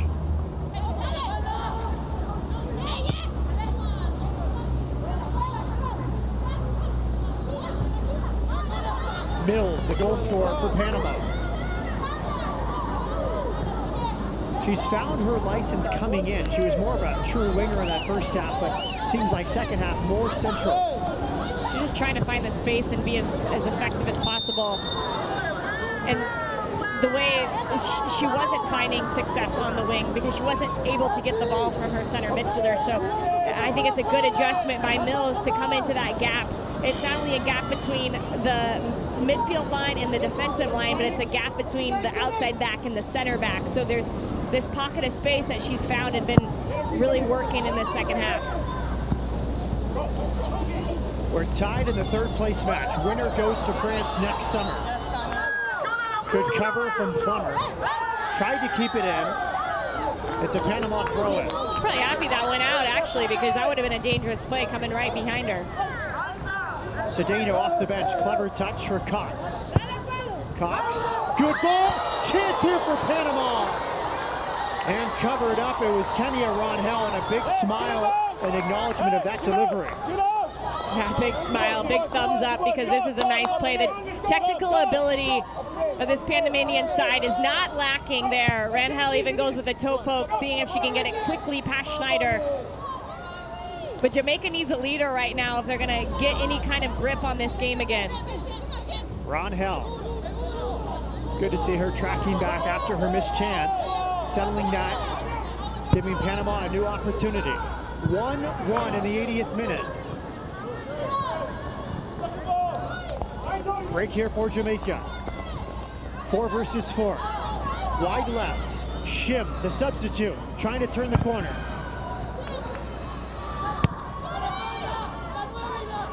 Back here for Bunny Shaw.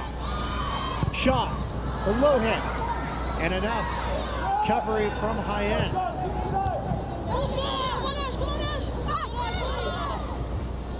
Throwing down for Panama. There's Shim. She was born in Kingston, Jamaica. She began her youth national team career representing the Cayman Islands at a U17 Caribbean tournament, but then made the switch to Jamaica in 2015. Now an opportunity to help her side go to the World Cup next year. Those fans braving the cold rain weather underneath ponchos in Frisco, Texas. Cedeno heading it backwards. Opportunity for Mills for her second. Blocked by Plummer. She did just enough. Bending into the path of Cedeno. Mills. She came from Martha Cox. Panama really playing with a lot of energy here in the second half. Out comes Sid Schneider. This game will have extra time if it stays 1-1. Not the case in the semifinals. Those would have gone straight to penalties, but I think a good rule here in the third place game with the World Cup on the line. Play it out in extra time. Absolutely, especially this match. It's been back and forth. It's been end to end with opportunities for both teams. Panama making the most of it as of lately, but Jamaica still in it. Here comes Ronhill. Centers it. Cedeno riffs on it. Mills arriving late and clear. Wide open game in the 82nd minute. Jamaica the other way. Panama on retreat. Shim pushing forward. The fresh left back. Step overs. Turning the corner. Contact on the edge of the area. Free kick Jamaica just beyond the side of the 18-yard box. Wow, that was a close call by Castillo. She's flirting with that edge of the 18, and you know, one extra step here by Shim. She shows her freshness, her legs, and oh, I don't know. That looked like that happened inside the 18, just inside the area, and that's a close call by the referee. I agree, Jordan. It looked just inside the line when the contact was made. And now it's an opportunity for Jamaica. It makes you think, should it have been a penalty kick? I don't know. I think maybe, again, but it's on the outside of the, you know, the shot there would have been hard for her to make, but she shows that she can affect the game. Now Jamaica with a really quality chance. They haven't had one lately. Here's Bunny Shaw, driving it towards the back post beyond everybody. She's going to be disappointed in that, because she knows that was a picture-perfect opportunity for her. And here's another look. And the slide tackle happens here, but the contact doesn't happen until there. It's her trailing foot inside the box. And you can see the divot it makes just inside. Well, that angle, you couldn't see it, but right inside that line. And I get it. That's a tough situation to be in as the referee. And it happened so quickly. That's why, you know, they're talking about VAR. Is it going to be a part of the Women's World Cup next summer? And I think there's been a couple cases in this Concacaf Women's Championship that leads to hopefully that answer being yes. Space here for Bunny Shaw. Driving on the right is Brown. Excellent defending. Gets Pinzon once again. Pinzon has had a handful of just perfectly timed slide tackles. She's using the slick rain down surface to her advantage. I love that from Pinzon. By the letter of the law, one call shouldn't affect another, but I wonder if in the back of Carol Ann Chenard's mind, she thought about the chance for Carla Riley earlier where she turned, there was some contact, she did not give the foul, the penalty to Panama, if that at all influenced that decision. You know, I wish I knew the mind of referees, because I would have been a way less frustrated of a player, but you know, I think it's hard not to affect yourself, right? And not to feel like you're calling a fair game. So I'm sure in some kind of way, every call affects the next. Natalia Mills, biggest goal of her life in the 74th minute, tied things up at 1 after Bunny Shaw's opener in the 14th minute. It's been a very even game in Frisco, Texas. As we would expect between the 64th and 66th ranked team in the world. Well, Bunny Shaw tried to turn. Vital challenge from Pinzon. She'll go in the book, but if not, it might have been Bunny Shaw one-on-one with Bailey. And Pinzon there is lucky that Hain is behind her, and ooh, that's a big elbow to the neck of Brown from Mills there. Nah, that does not feel good. Brown getting a little taste of international soccer there. But that's the foul, and Pinzon is lucky Hain is behind her, because if not, that's a straight red. That's a goal-scoring opportunity that she denies. But Bonflaza on this kick has to be precise here. Drop it in between that high line of Panama in front of Bailey, and there has to be a runner beyond Shaw in case it goes overhead, in case she flicks it. Dominique Bonflaza with the delivery. Dangerous spot, punched away by Bailey. Brave clearance from the goalkeeper. She waves towards the bench. She was challenged by Shaw. Ladies and gentlemen, your attention, please. It's a big challenge by both of them. And Bailey got the worst of it. In the 85th minute. But it's a challenge that both of them have to go up for. Shaw trying to win it with her head. Bailey trying to win it with her fist. You're okay. And Jordan, we know she came in with a shoulder injury, a rotator cuff problem. We don't know which arm.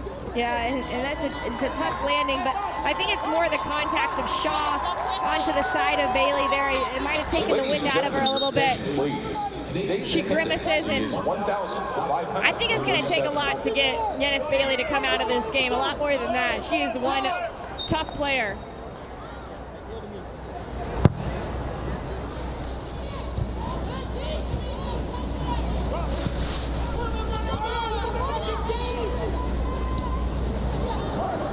Jodi Brown scrapping on that side with Murillo. It's Mills tracking back to win it. She has been all over the place in the second half. Good work by Mills, and Jodi Brown has the right idea. Jamaica was most effective when she was effective in getting to the end line, so they need her to get the ball again. Ronhell had a diagonal run from Cedeno. She instead goes inside. Second clearance works for Jamaica. Offside call, and then Brown kicks the ball away. Right in front of the fourth official. She'll be shown a yellow card for time wasting. And Brown, a little frustration there because she has had a couple of big tackles and big collisions with Mills. Hard, especially as a young player, to control those emotions and not get silly in certain moments like this where you just kick the ball away. But there's real no need for that, right? That you're wasting your own time. It's a tied ball game. You need a goal here to advance. First Jamaican in the book, Jodi Brown. She joins Catherine Castillo and Romira Pinzon of Panama.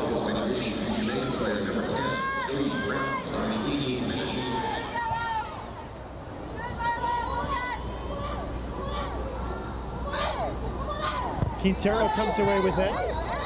The Jamaican throw-in. 89th minute. We will have extra time if this score holds. The winner of this match will be in the 2019 World Cup in France next summer. The loser plays Argentina in an intercontinental playoff next month, a two-leg playoff. The winner will reach the Women's World Cup for the very first time. Panama trying to follow its men's team a year after they reached Russia. For Jamaica, it would be 21 years after Reggae Boys went to France for its very first men's World Cup. Nice diagonal ball, Jodi Brown. And a big clearance, Romira Pinzon, but it's a corner kick for the Jamaicans. She is so key to this Panamanian squad. She doesn't have the pace to beat Brown, but she read the ball so well that allowed her to meet it there at the key time to stop the counterattack. Keep an eye on the matchups for Panama. They haven't been very good staying tight on their marks on these set pieces tonight. Here comes the corner. They go short. Bonflaza to the back post. Bailey punching away. Again, she gets the better of Shaw. Looking at the referee, wanting a call there, but I'm with the ref. There's no foul. but Bailey's doing everything she can. This is another key opportunity here late in the game. Focus for Panama. Jamaica has to be hungry. Corner kick as we enter stoppage time. Bailey off. A little bit of bobble, then she recovers. Looked like she set the ball to herself like a volleyball player. Here, I'm just gonna pop it up and then re-grab it. It's not a great placed ball by Jamaica. It's a pretty, she probably would have gotten called for a double touch there if she was playing volleyball, but she's not. She's catching the ball as a goalkeeper, and it's a good play by Bailey, but not a good service by Jamaica. This is probably one of your last opportunities of the game, and you can't tempt Bailey into that service. Keen zone. Good defending from Shim. The substitute wins it back. Now she looks to push forward. Smart challenge from Quintero, using the sideline to her advantage. She's been one of my favorite players in this women's championship. She has a good size to her. She's physical, but she's also willing to put in the hard work. I love Quintero and her youthfulness in there. She keeps the ball, but made some big plays for Panama. Second half stoppage time. 1-1 in the third place match. Winner goes to France next summer. Cleared by Plummer. Mills. The tying goal in the 74th minute after Shaw scored in the 14th. Here comes Asher. Some contacts. Chenard saw no foul. Jordan, one thing I've liked from Bailey tonight, her willingness to come off her line on these set pieces. She knows her defenders aren't as big as most of the Jamaicans, so she has increased her aerial game. Here comes Panama. The pass came behind Cedeno. Slip on the clearance, but Jamaica recovers. No look pass, Shim for Bunny Shaw. Shaw faces up, switching ball. Brown comes, Bailey gets there first, and she seals it out for a goal kick. Just after you say that, Bailey showing the range that she has and coming, and that time just showing the ball over the byline. But she does, she has a good range, and she protects her back line with her ability to come off her goal line. A converted midfielder has been playing the goalkeeper position for just 1 year.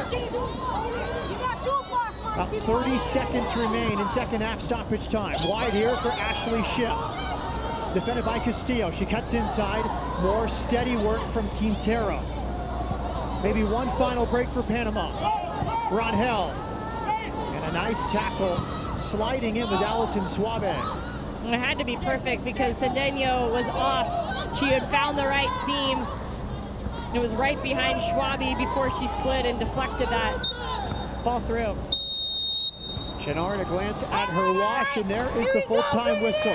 With a berth in France on the line, 90 minutes, not enough to decide it. She scored the opener 14 minutes in. Then, 60 minutes later, it was Natalia Mills. 1-1 between Panama and Jamaica after regulation. And if I'm Jamaica right now, it was a tough 45 minutes, and I want to see Bunny Shaw looking back at her team right now and leading them and saying, we can do this. We can win this game and go to the World Cup. This is not a defeat by any means. Both these teams still now have a chance to book that ticket, and it looks like they both just lost the way that they're coming off the field. I get it. They're working hard. It's been a tough couple weeks trying to get to this point in the tournament, but there has to be an excitement about what's to come here in this overtime and what the chances are that you can go to the World Cup next year. Fatigue certainly a factor, fifth game for both these teams in a couple weeks, but I would agree with you. I mean, when it all boils down to it, it's going to take one moment of magic from either side to send their country to the very first Women's World Cup. You see Victor Suarez with the whiteboard there. Many soccer field giving instructions for Mills.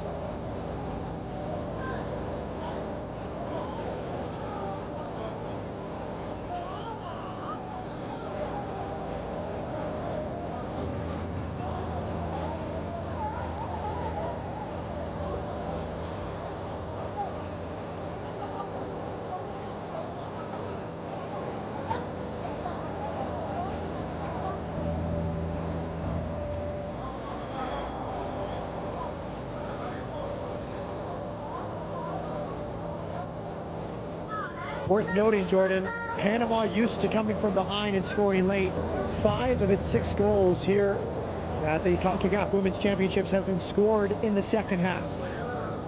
But a lot of those goals coming against when they played in that Mexico game, when they played against Trinidad and Tobago, they scored a lot of second half goals too. So I'm not surprised there. And I think it shows the fight of them, that they have this drive and this passion and a chip on their shoulder. We talked about it right at the beginning of the game, both of these teams wanting to prove to their country back home how quality of football that they can play. Captain's meeting with Carol Ann Chenard, 41-year-old from Ontario, Canada. Some electrolytes for the central referee. Everybody's feeling the amount of games in 2 weeks' time. And that's why it's so important to have the run of play, and why Panama seemed to be the better team for longer spurts of the game in that second 45 is because they had the ball. When you have the ball, you're not chasing. You're not expending that extra energy trying to think and defend. It's tough, it's exhausting mentally to defend like that, but physically as well. And you could see Panama just gain more momentum as they kept possession more in the second half. Only the second game in CONCACAF Women's Championship history to go to extra time.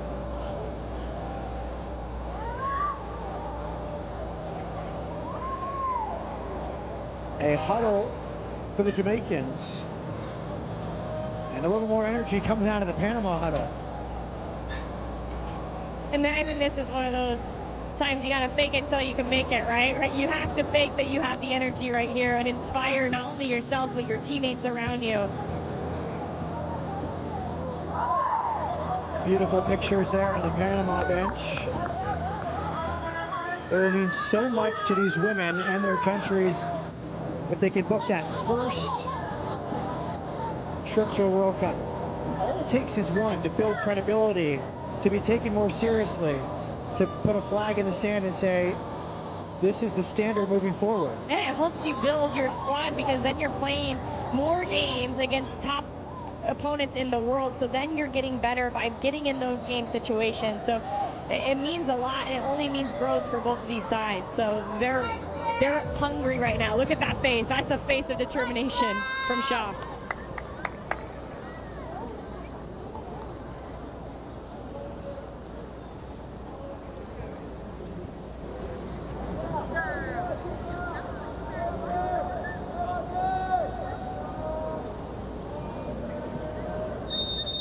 Underway in extra time. The winner goes to France for next summer's World Cup. The loser will face Argentina in a 2-leg playoff next month. Jamaica off the restart. And it's Mills tracking back. Both teams would be allowed a 4th substitution, one beyond the normal 3, as is the custom in many tournaments for player safety reasons. So 3 available for each side. If we do not get a goal in the next 30 minutes, we go to penalty kicks. Crazy, both teams have only made 1 substitute. I think that goal late on affects how they were subbing. Jamaica was needing to have their starters out there to regain the lead, and Panama liked what they saw. Archer Cox across field. Mills. Not enough on the switching ball from Quintero. Jodi Brown breaks the other way to defeat a Bunny Shaw. 1 versus 3 for Shaw. Cuts inside. Now Shaw against Pinzon. Slows it down. And Pinzon makes her stand on the edge of the area. She stomps that out, says, "You're not dribbling through my 18. Pinzon has made some big time tackles, that being high up there, as Bunny Shaw was just cutting through the rest of her defenders. Schneider at the top of her box. Actually the 4th extra time match in CONCACAF Women's Championship history, the most recent 2014 semifinal between Costa Rica and Trinidad. Before that, the finals between US and Canada in 2006 and 2002. Yeah, and that 06 final. One on the last minute Christine Lilly goal. I'm sure US and Canada are hoping it doesn't get to that point tonight, but that's what we have here right now. 15 extra, two 15-minute extra times. A lot more soccer. I'm not mad about it. I think this has been a good matchup. The US and Canada will play next in the championship. Both teams have already booked a place in France next summer. The 16th and 17th teams to confirm a place around the world. Cross from Rodhell, cleared aside. A Concacaf with the potential for 2 more places. For sure, 3rd team, the winner of this game, and a possible 4th if the Concacaf rep can beat Argentina in a 2-leg series next month. Cedeno, step overs. Her cross is picked up by Schneider. 17-year-old plays for Tauro FC in Panama.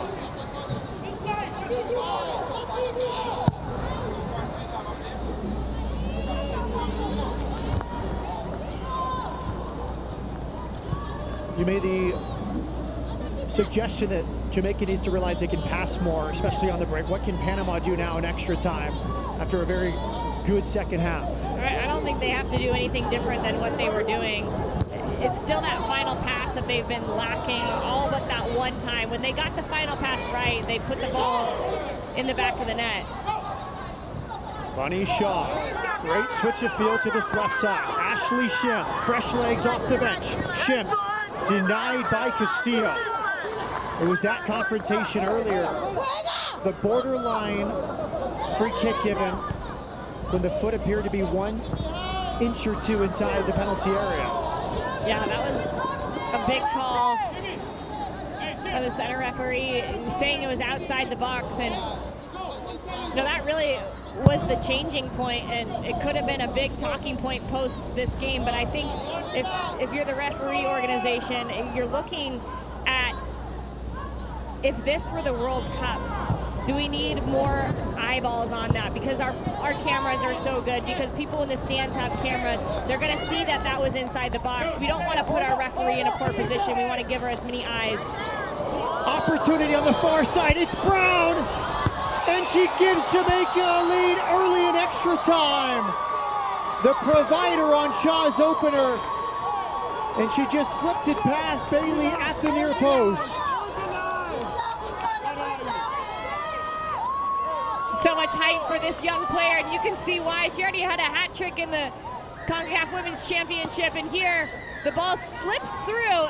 Chinlu Asher, that reach for it just makes it hard for Murillo to read it correctly, and then it falls to Brown. She strikes that clean with her right foot, and because it goes on the ground, it just skips a little right underneath the hand of Bailey. That's a great goal by the 16-year-old in a really crucial minute. And I said right before overtime started, when Brown was in the game, when Brown was making positive plays going forward, Jamaica was at its best. And there she is in the right spot at the right time, helping Jamaica get the lead once again.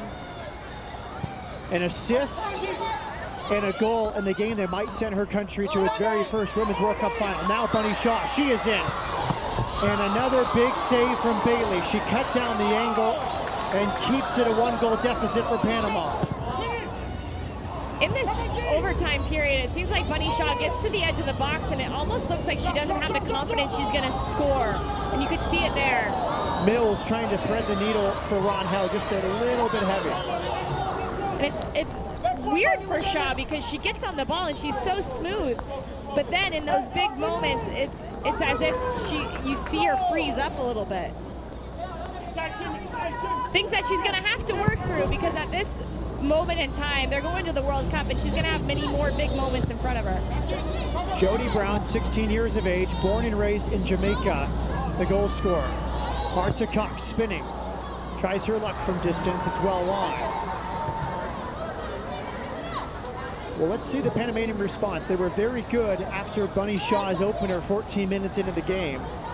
Really were the better team the remainder of that half. And this is a good response. Get into a spot where you can at least have a go at goal. The shot doesn't come off, but next time if she gets in that position where the defender step and it'll open up a gap in the back line, maybe you can slide through one of your front runners. I think it's an okay shot by Cox.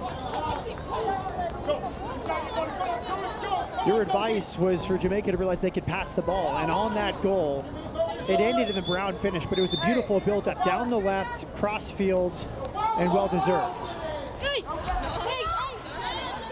Double team in the corner. It's going to lead to a goal kick as Batista could not earn a corner. And Shim with some defensive work there.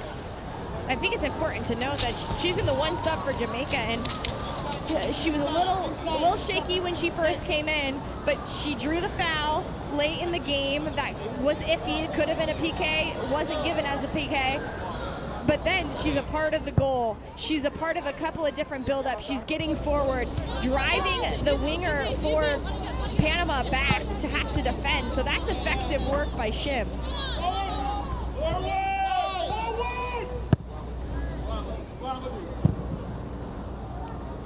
Being zone out to midfield. Her counterpart, Plummer, back the other way for Jamaica. Quintero thought she was fouled, and she commits a foul. Free kick for the Jamaicans.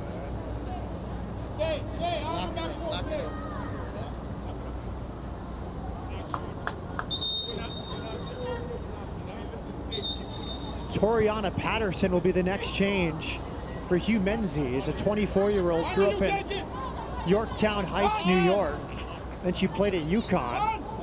Currently playing professional soccer in Italy with Pink Sport Time. And she's one of those other few players that is playing internationally. Like we mentioned, Dominique Bonflaza. Also Trudy Carter playing for AS Roma in Italy, but it's really those three that have the international experience, so it's good to bring on that kind of depth off the bench if you're Jamaica. She gets a pat on the back from Lauren Donaldson. Sweatman comes off, Patterson is on. Free kick for Jamaica from midfield, headed clear. And not that Sweatman didn't do a good job, but she lacks the mobility that I think Jamaica's going to need right now if Panama's going to start to push. Bunny Shaw lays it back. Deflected shot. We'll see if that's a corner for Jamaica or a Panamanian goal kick. A goal kick, they play it short.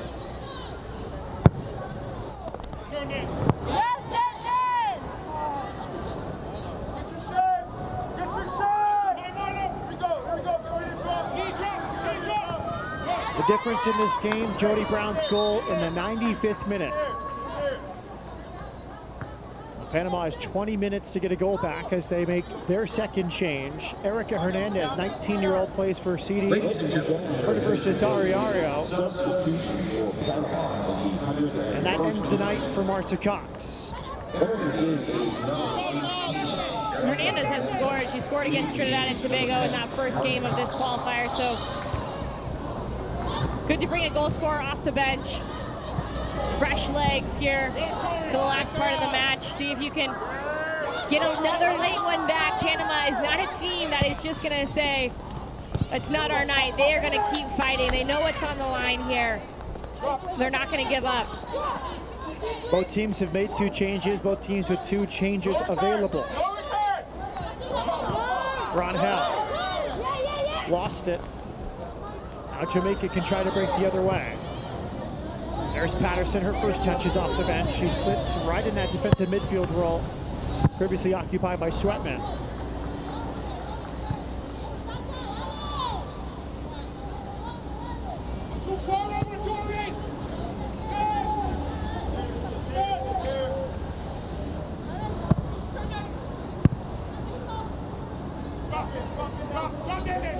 Cedeno. Good energy from the substitute. Well read from Shim. She cut inside to win it back. Bonflaza. Down the line for Jodi Brown.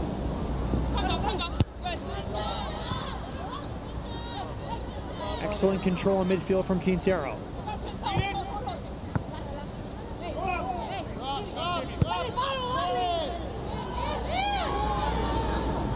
Plummer has to face her own goal.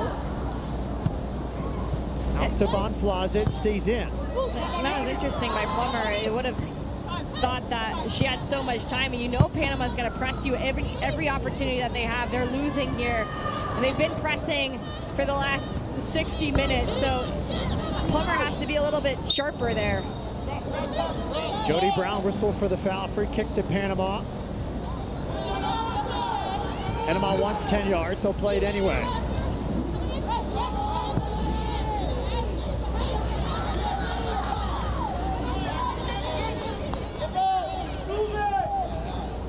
Just on that foul by Brown, she has to be careful. She already has a yellow card this game. If she gets another and has a red, she'd be out for their next game, which at this point would be in the World Cup. So for Jamaica, they need to make sure they're relaying that to a young Jodi Brown and make sure she knows that she has to keep her cool and not do anything silly.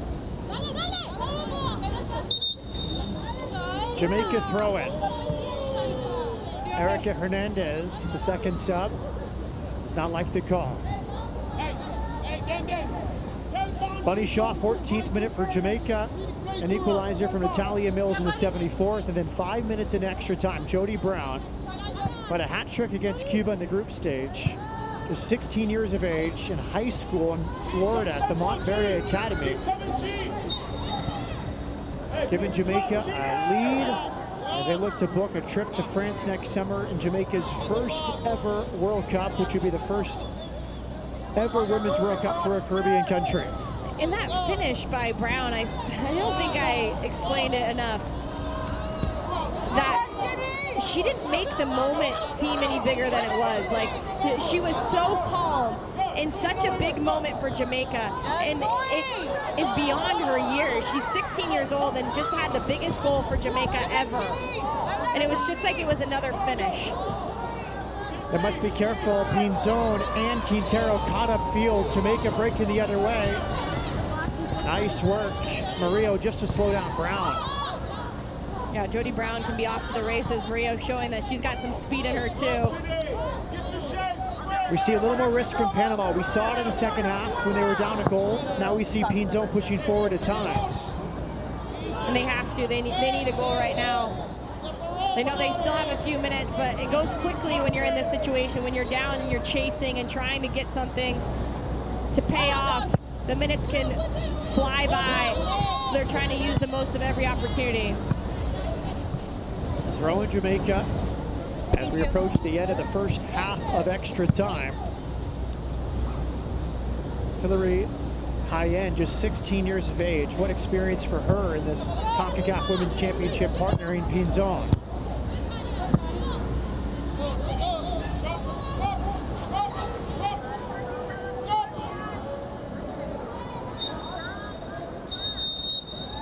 The whistle comes from Carol Ann Chenard. 15 minutes gone. Jamaica is 15 minutes away from the World Cup in France next summer. Jodi Brown, an assist on the opener. She scores the second for the Jamaicans. She just wipes her forehead there, wiping a little bit of that sweat off as she's working hard, trying to help her team book their ticket to the World Cup. And that was such a calm and cool finish by Jodi Brown, and it's the difference right now. Some smiles from the Jamaican side. Hugh Menzies trying to keep them pumped and going. They're just going to take a quick drink of water, switch sides, and get going. And Jordan, here's where you see the experience of Carol Ann Chenard. She's refed big matches before. She knows it's about a minute between the first and the second half. She wants to keep the players on the field and keep this going. And it's good for the players to get a little bit of water, but then it's refocus and go right away. Good work by Chenard. 2 subs available for each side. Might a sub provide the magic moment for Panama or the sealing goal for the Jamaicans? We shall see over the final 15 minutes. Concacaf Women's Championship third place match. The winner goes to France next summer. The loser plays Argentina next month in a 2-leg intercontinental playoff. Can Panama find a second equalizer? I asked you at the start of extra time what you might change. You said not much at all. Now down a goal. What does Panama need to do? I think they might have to send one extra player up, maybe switch to 3 in the back, go man for man, push another player in the midfield, try to deny opportunities like this where Asher's just dribbling on her own with no pressure. Asher and Shim working down the left side. Jamaica can take its time now. They have the lead with 15 minutes to go. Going to be a goal kick. Good challenge from Castillo.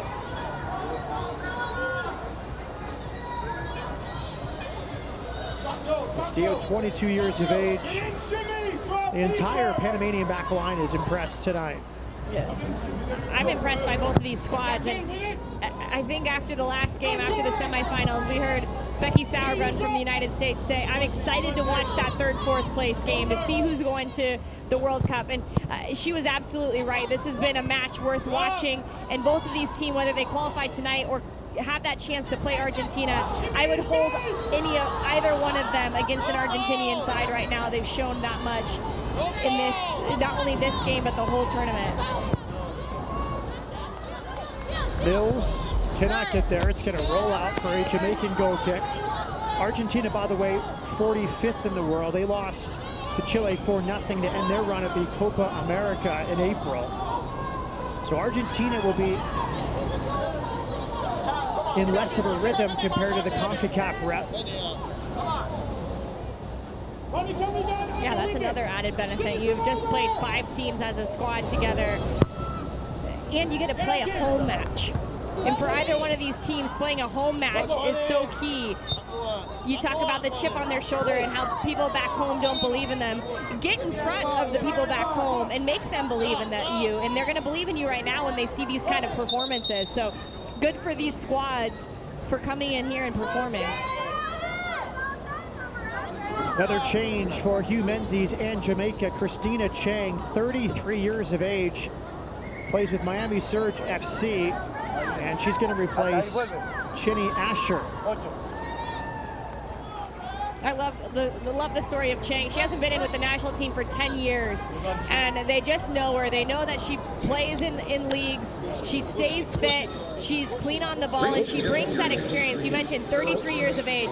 Every other player we're mentioning on this Jamaican squad is young, so she has an ability to come into a locker room and come into a squad and lead them from experience. So this is a big player and a good sub right now for Jamaica.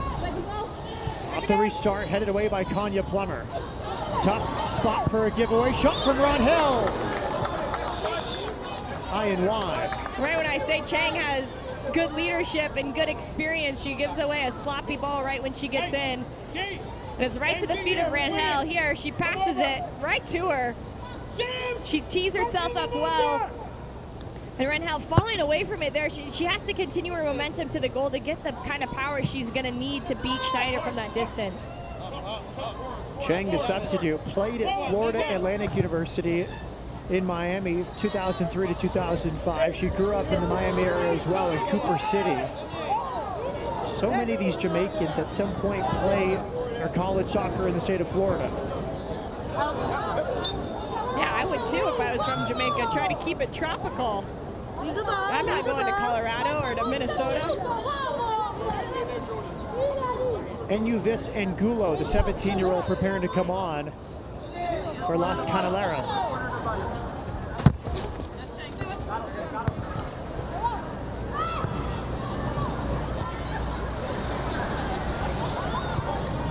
Can Panama find a second equalizer? About 11 minutes to do so. Hillary Hayen, the 16-year-old, confident to come out of her center back position, finds Mills. Mills, the tying goal in the 74th minute, too long on the ball, sandwiched by 4 Jamaicans. And that's not where Mills is good. She shouldn't keep trying to come into that space and play make out of it. She's not good. She's lost the ball 3 or 4 times with too many touches there. I like the play by Jain, but can Mills step up and let a player like Hernandez or Cedeno play in that spot? Chang running forward. A long shot doesn't trouble Yeneth Bailey.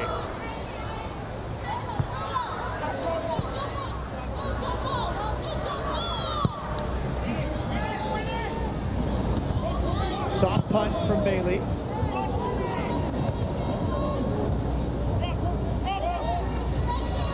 Better from Mills. Got rid of it quickly. Rangel over the top. The substitute, Erica Hernandez. 19 years of age and a huge moment in her career. Throw into Panama.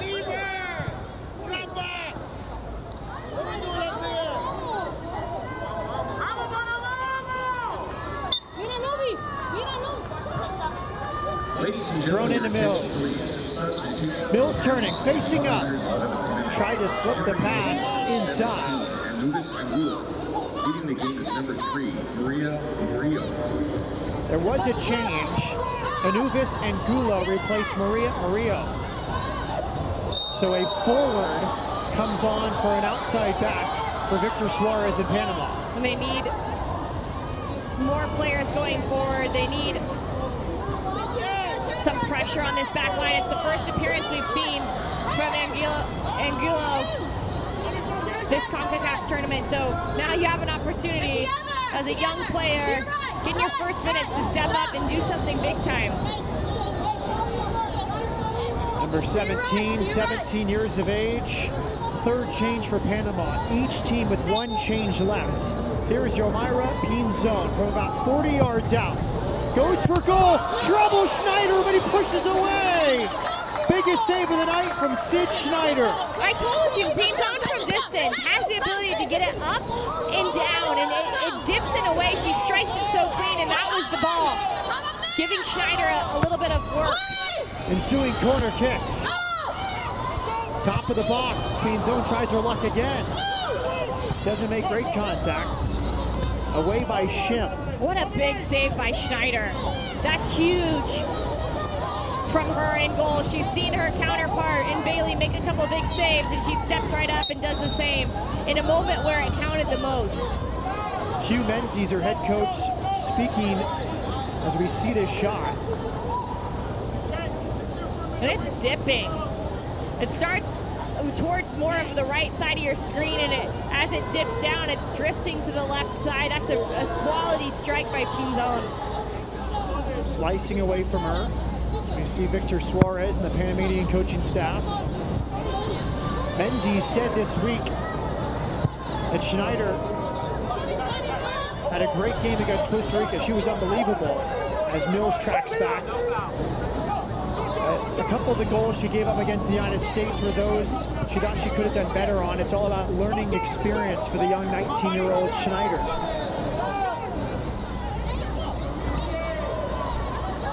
'114th minute. The difference right now, Jodi Brown's goal in the 95th. The 16-year-old may have the goal that sends Jamaica to its first Women's World Cup. Panama looking for a second equalizer. 7 minutes left plus stoppage time to do so. Lost by Hayet.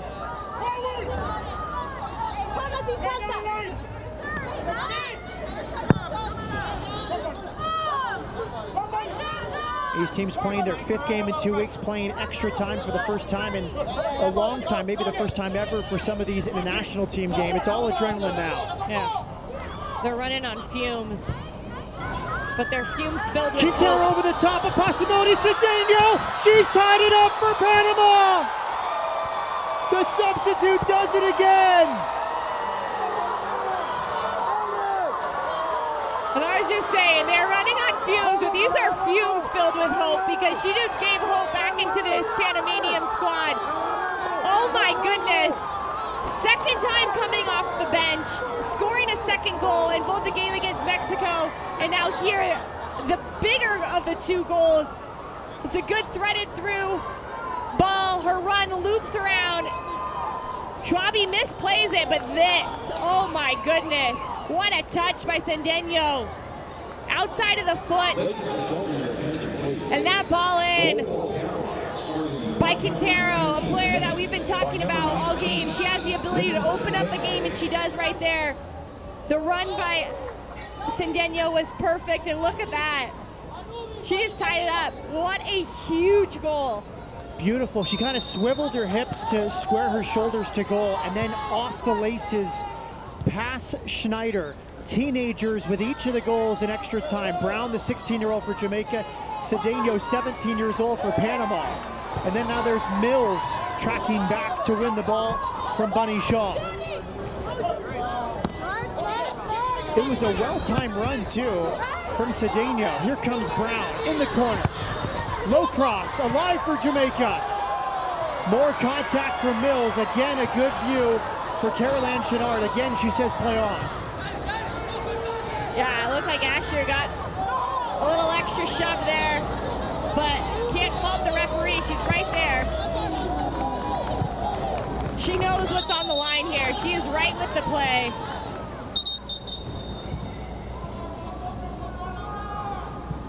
Jamaica was 5 minutes away from booking its trip to France, but Panama has been relentless here in the third place match. Now we see a bit of a warm-up for the backup goalkeeper, Nicole McClure. Maybe she's better at penalties than Schneider, more experienced. They might use that fourth sub to bring on a goalkeeper. Yeah, that's all I can think. She had the focus in her eyes, like, if this comes to penalties, I'm going in. We'll have to just wait and see if it comes to that. Panama. Cedeno with the tying goal off the bench, doing the dirty work, running down the lost cause near the corner. This has been so fun. What a match. Everything's on the line, and these two teams are playing just like that.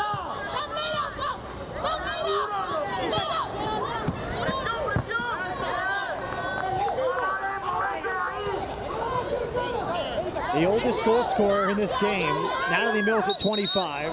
The Jamaican goal scorer, Shaw, 21, Brown, 16, and it's a 17-year-old who plays for Tower FC, Lynette Cedeno, the tying goal.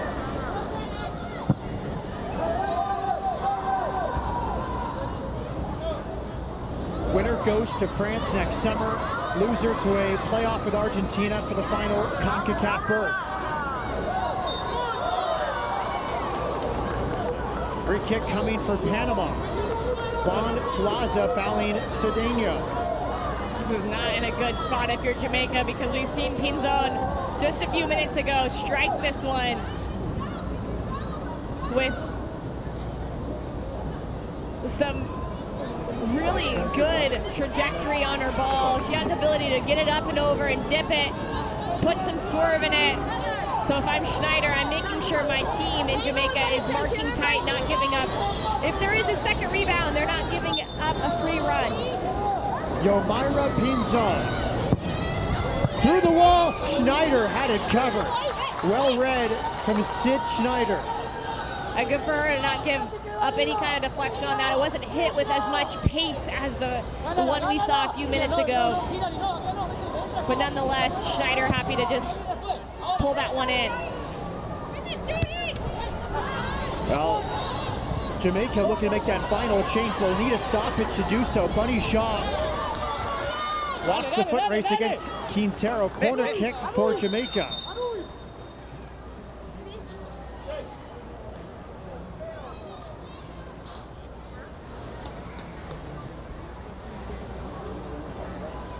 There is the change. Nicole McClure, a 28-year-old from Jamaica, New York. 2 years at University of South Florida, a year before that at University of Hawaii. And she comes on for Sid Schneider for the penalty shootout, which is at least a minute away. She played in the last game of group play. She's a good goalkeeper, kind of wondering where she stands in this group, and now she has an opportunity here to be big in a penalty shootout. Corner kick from Blackwood in the 120th minute. Cleared by Quintero. Knuckling cross, not easy to handle. Bailey makes it look easy. It came off the foot of Blackwood, or came off the foot of Bon Plaza. This is crazy, Matt. What a game. Hugh Menzies, I'm sure, feeling the pressure of this one, feeling like his team is going to give him a heart attack. Maybe one last chance for Panama. Cedeno in front. Goal kick to Jamaica. Good work from Plummer. Now she tries to grab the ball from Angulo, the substitute for Panama. 2 leads for Jamaica, 2 tying goals for Panama. And now we're 30 seconds away from a penalty shootout to decide who will go to France next summer. McClure with the goal kick. Her first action of this game after entering to replace Schneider. Final seconds from Frisco, Texas. Cedeno against Plummer. Throw in Panama. You can see the heavy legs of Plummer. Hard for her to get there. She has been playing every single minute. The most minutes for this Jamaican squad. Hernandez with the throw-in.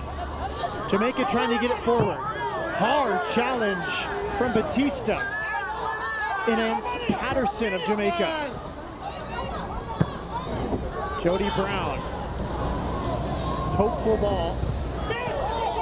We're beyond the 1 minute added on.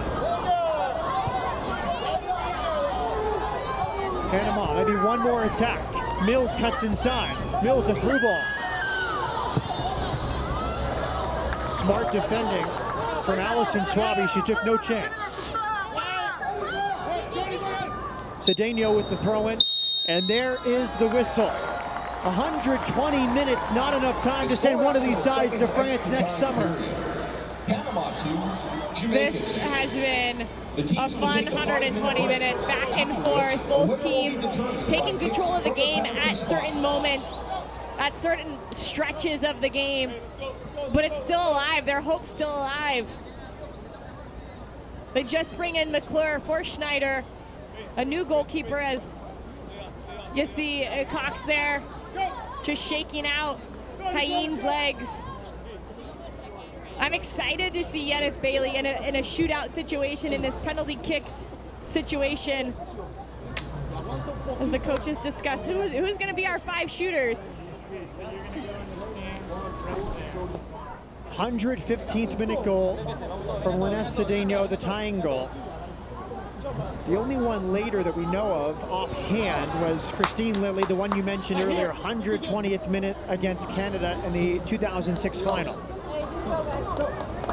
But this one arguably bigger because it's going to send a team to a World Cup. That one was just deciding the regional champion. Yeah, and not only just to a World Cup, to a first ever World Cup in 2 countries where they're trying to put the stake down of who they are as a squad. And so a lot on the line here as we see Suarez talking to his squad. And I think probably a little disappointed. You don't have Carla Riley out there. You don't have Marta Cox out there to take penalty kicks. Of course, you've got Cedeno, you have Rangel, Mills, the goal scorer. Some good options, but a couple that I'm sure you would have rather had out there if you're Suarez. And this is where the college experience of the Jamaican players might give them an advantage in terms of experience, more experience in a penalty shootout type format. But on the other hand, Yeneth Bailey has had an amazing tournament for Panama. You know she'll be confident when she stands on that white line. Potentially, I think that's a good thought from you. But also, when you're growing up and you're playing with your friends in the streets and you're playing just at the park, you're practicing these situations and you're counting down in your head and you're visualizing what it means to be the goal scorer in big moments. And you got to believe that every player in that huddle right there has done that a time or two. Great emotion from Panama. And they break their huddle.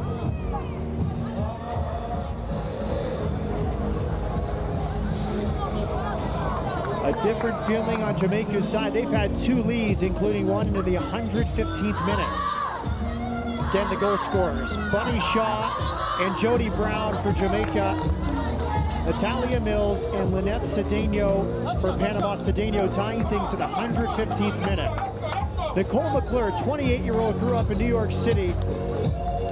Brought into the game as a goalkeeper specialist for this shootout. Will McClure be the hero perhaps for Jamaica? Might it be young Yeneth Bailey, only a year as a goalkeeper in her life? Huge pressure on the shoulders of these players. Panama trying to follow its men's team. The men went to its first World Cup this year in Russia. Might the ladies follow? next year to France. It's been 20 years since the Jamaican men's team went. Could Jamaica's women's team reach France 21 years after the men? Well, Panama looking a little bit looser. Jamaica, it seems like they're feeling that pressure, that they're feeling that tension of what's on the line, where Panama, it almost seems like they're just living in the moment, and they feel like it feels a little bit fresher for them, a little bit more passionate and optimistic. Carol-Anne Chenard, Canadian referee, going through instructions. You see the size difference, slight height advantage for McClure, a Jamaican goalkeeper. And I have a feeling, based off of that long conversation, you oftentimes don't see that, Jordan, she's really going to enforce these goalkeepers staying on their line. Yeah, and it's part of her job, and it's part of the goalkeeper's job to save the ball. So we'll see what happens here, because it's such a hard thing to time correctly. But let's get this underway. Panama goes first. It's the captain, Yoromira Pinzon.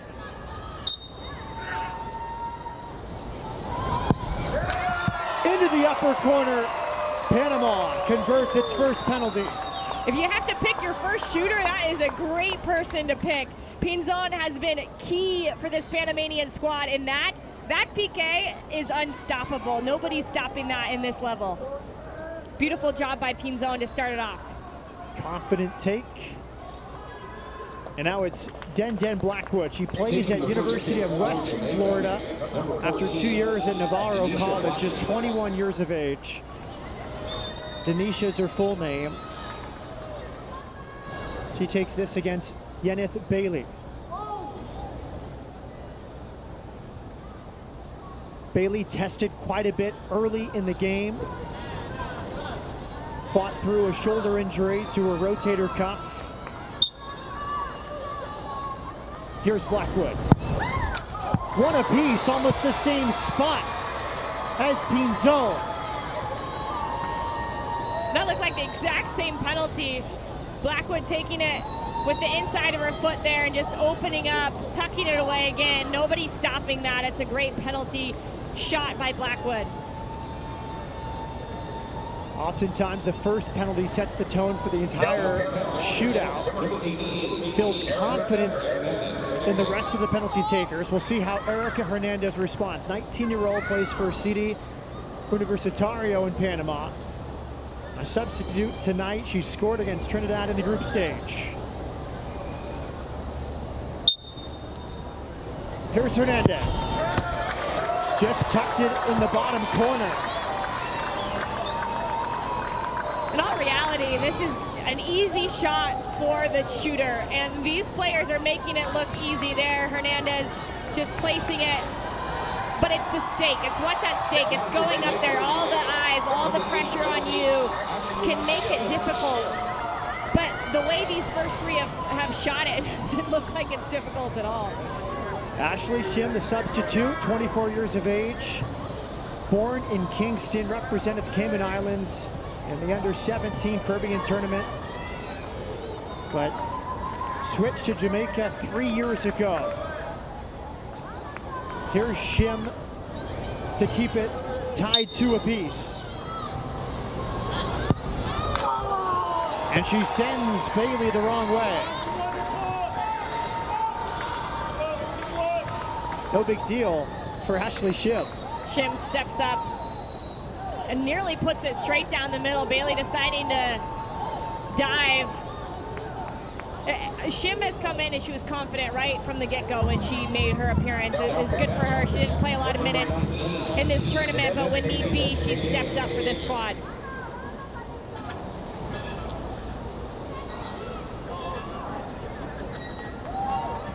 Lynette Cedeno, 17 years of age. She scored the tying goal in the 115th minute.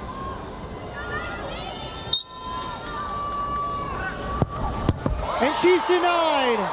McClure off the bench. The first save of the shootout. And right before Cedeno went to shoot, she looked up.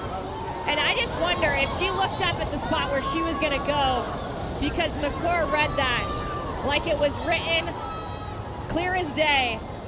Easy save for her. And a player in Cedeno that scored such a difficult goal, and that's the pressure that can get you in big moments like that. She can make the difficult things look easy and the easy things difficult. Tough one there for Cedeno. Here's Christina Chang, another substitute, 33 years of age, her last college season 13 years ago for FAU. Just past the outstretched arm of Bailey. The Jamaicans have the lead after 3 rounds. She takes a deep breath after that one. You saw her exhale there because she held her breath. Bailey guessed the right way, but actually from that angle, not even close. Well tucked away by Chang, showing some experience there, stepping up just after a big save by her goalkeeper and then capitalizing on the other end. I thought Bailey was closer at first glance too. Big shot coming. Kenya Ron-Hell wants to keep it a 1-goal deficit and give Bailey a chance. The 23-year-old.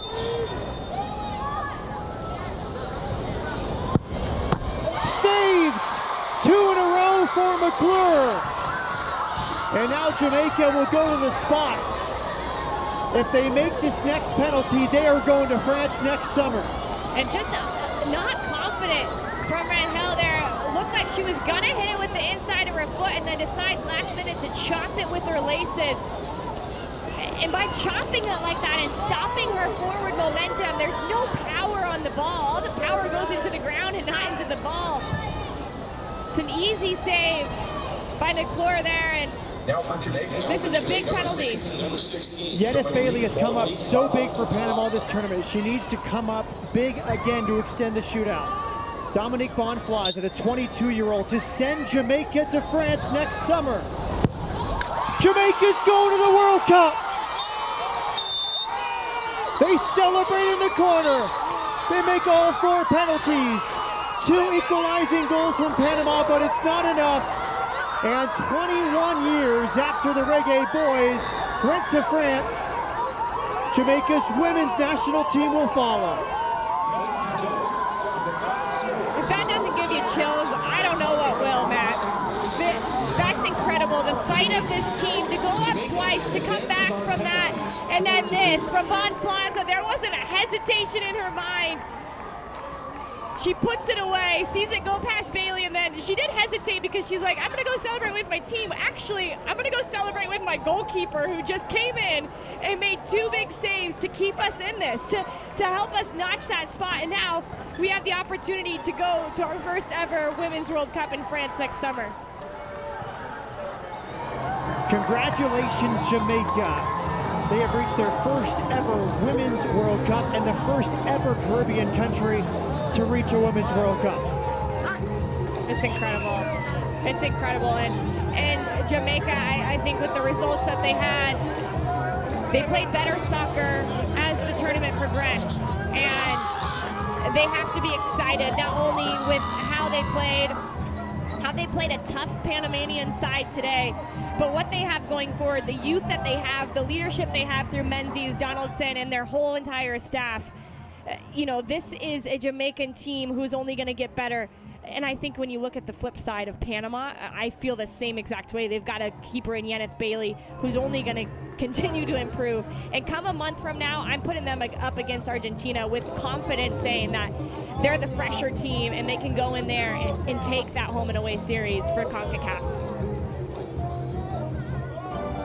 Here are the full-time highlights. Second ever meeting between these teams. The first 12 years ago in Miami, a place in France next summer on the line. And right off the bat, Bailey, 2 wonderful saves to keep it scoreless. Bailey back in the game after missing last game with a little bit of a shoulder injury, and then she goes and does this. Tips the ball off the post and then makes that second save. But here's the goal. It's a threaded ball through by Bonflaza outside of the boot, and then Jodi Brown, the youngster, dishes like it's her job. That was a beautiful assist by Brown. Shaw will have that ball every single day. 13 goals in her last 12 games. Here she's slaloming, and another opportunity just off the post from Den Blackwood. And it's a good ball in. I still think Blackwood, go with your head there, more precision. And in the 74th minute, the tying goal from Panama. It's Mills.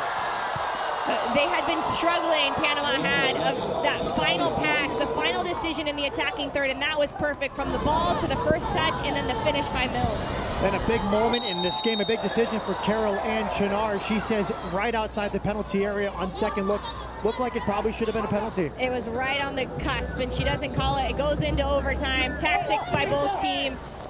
And here's a big chance. Jodi Brown, the assist on the first goal, a smooth finish on the second. The 16-year-old gives Jamaica the lead 5 minutes in extra time. You know a good goal scorer when you see one, just steady.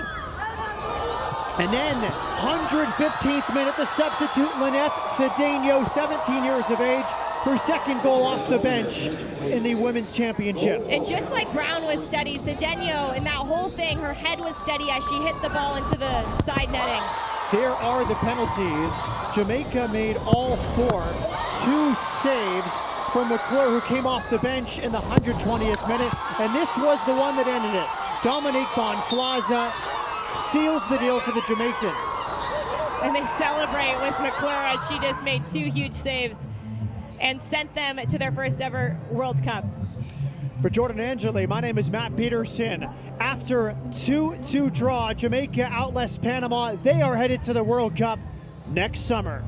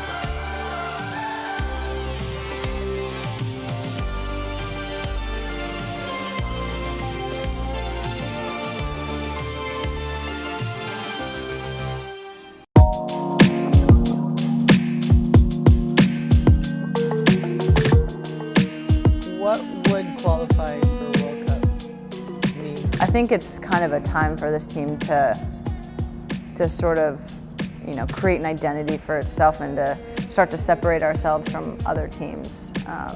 And I think, winning this and qualifying for the World Cup is just the first step in sort of creating our own identity for this new squad, leading it, kind of gain confidence leading into the World Cup next year.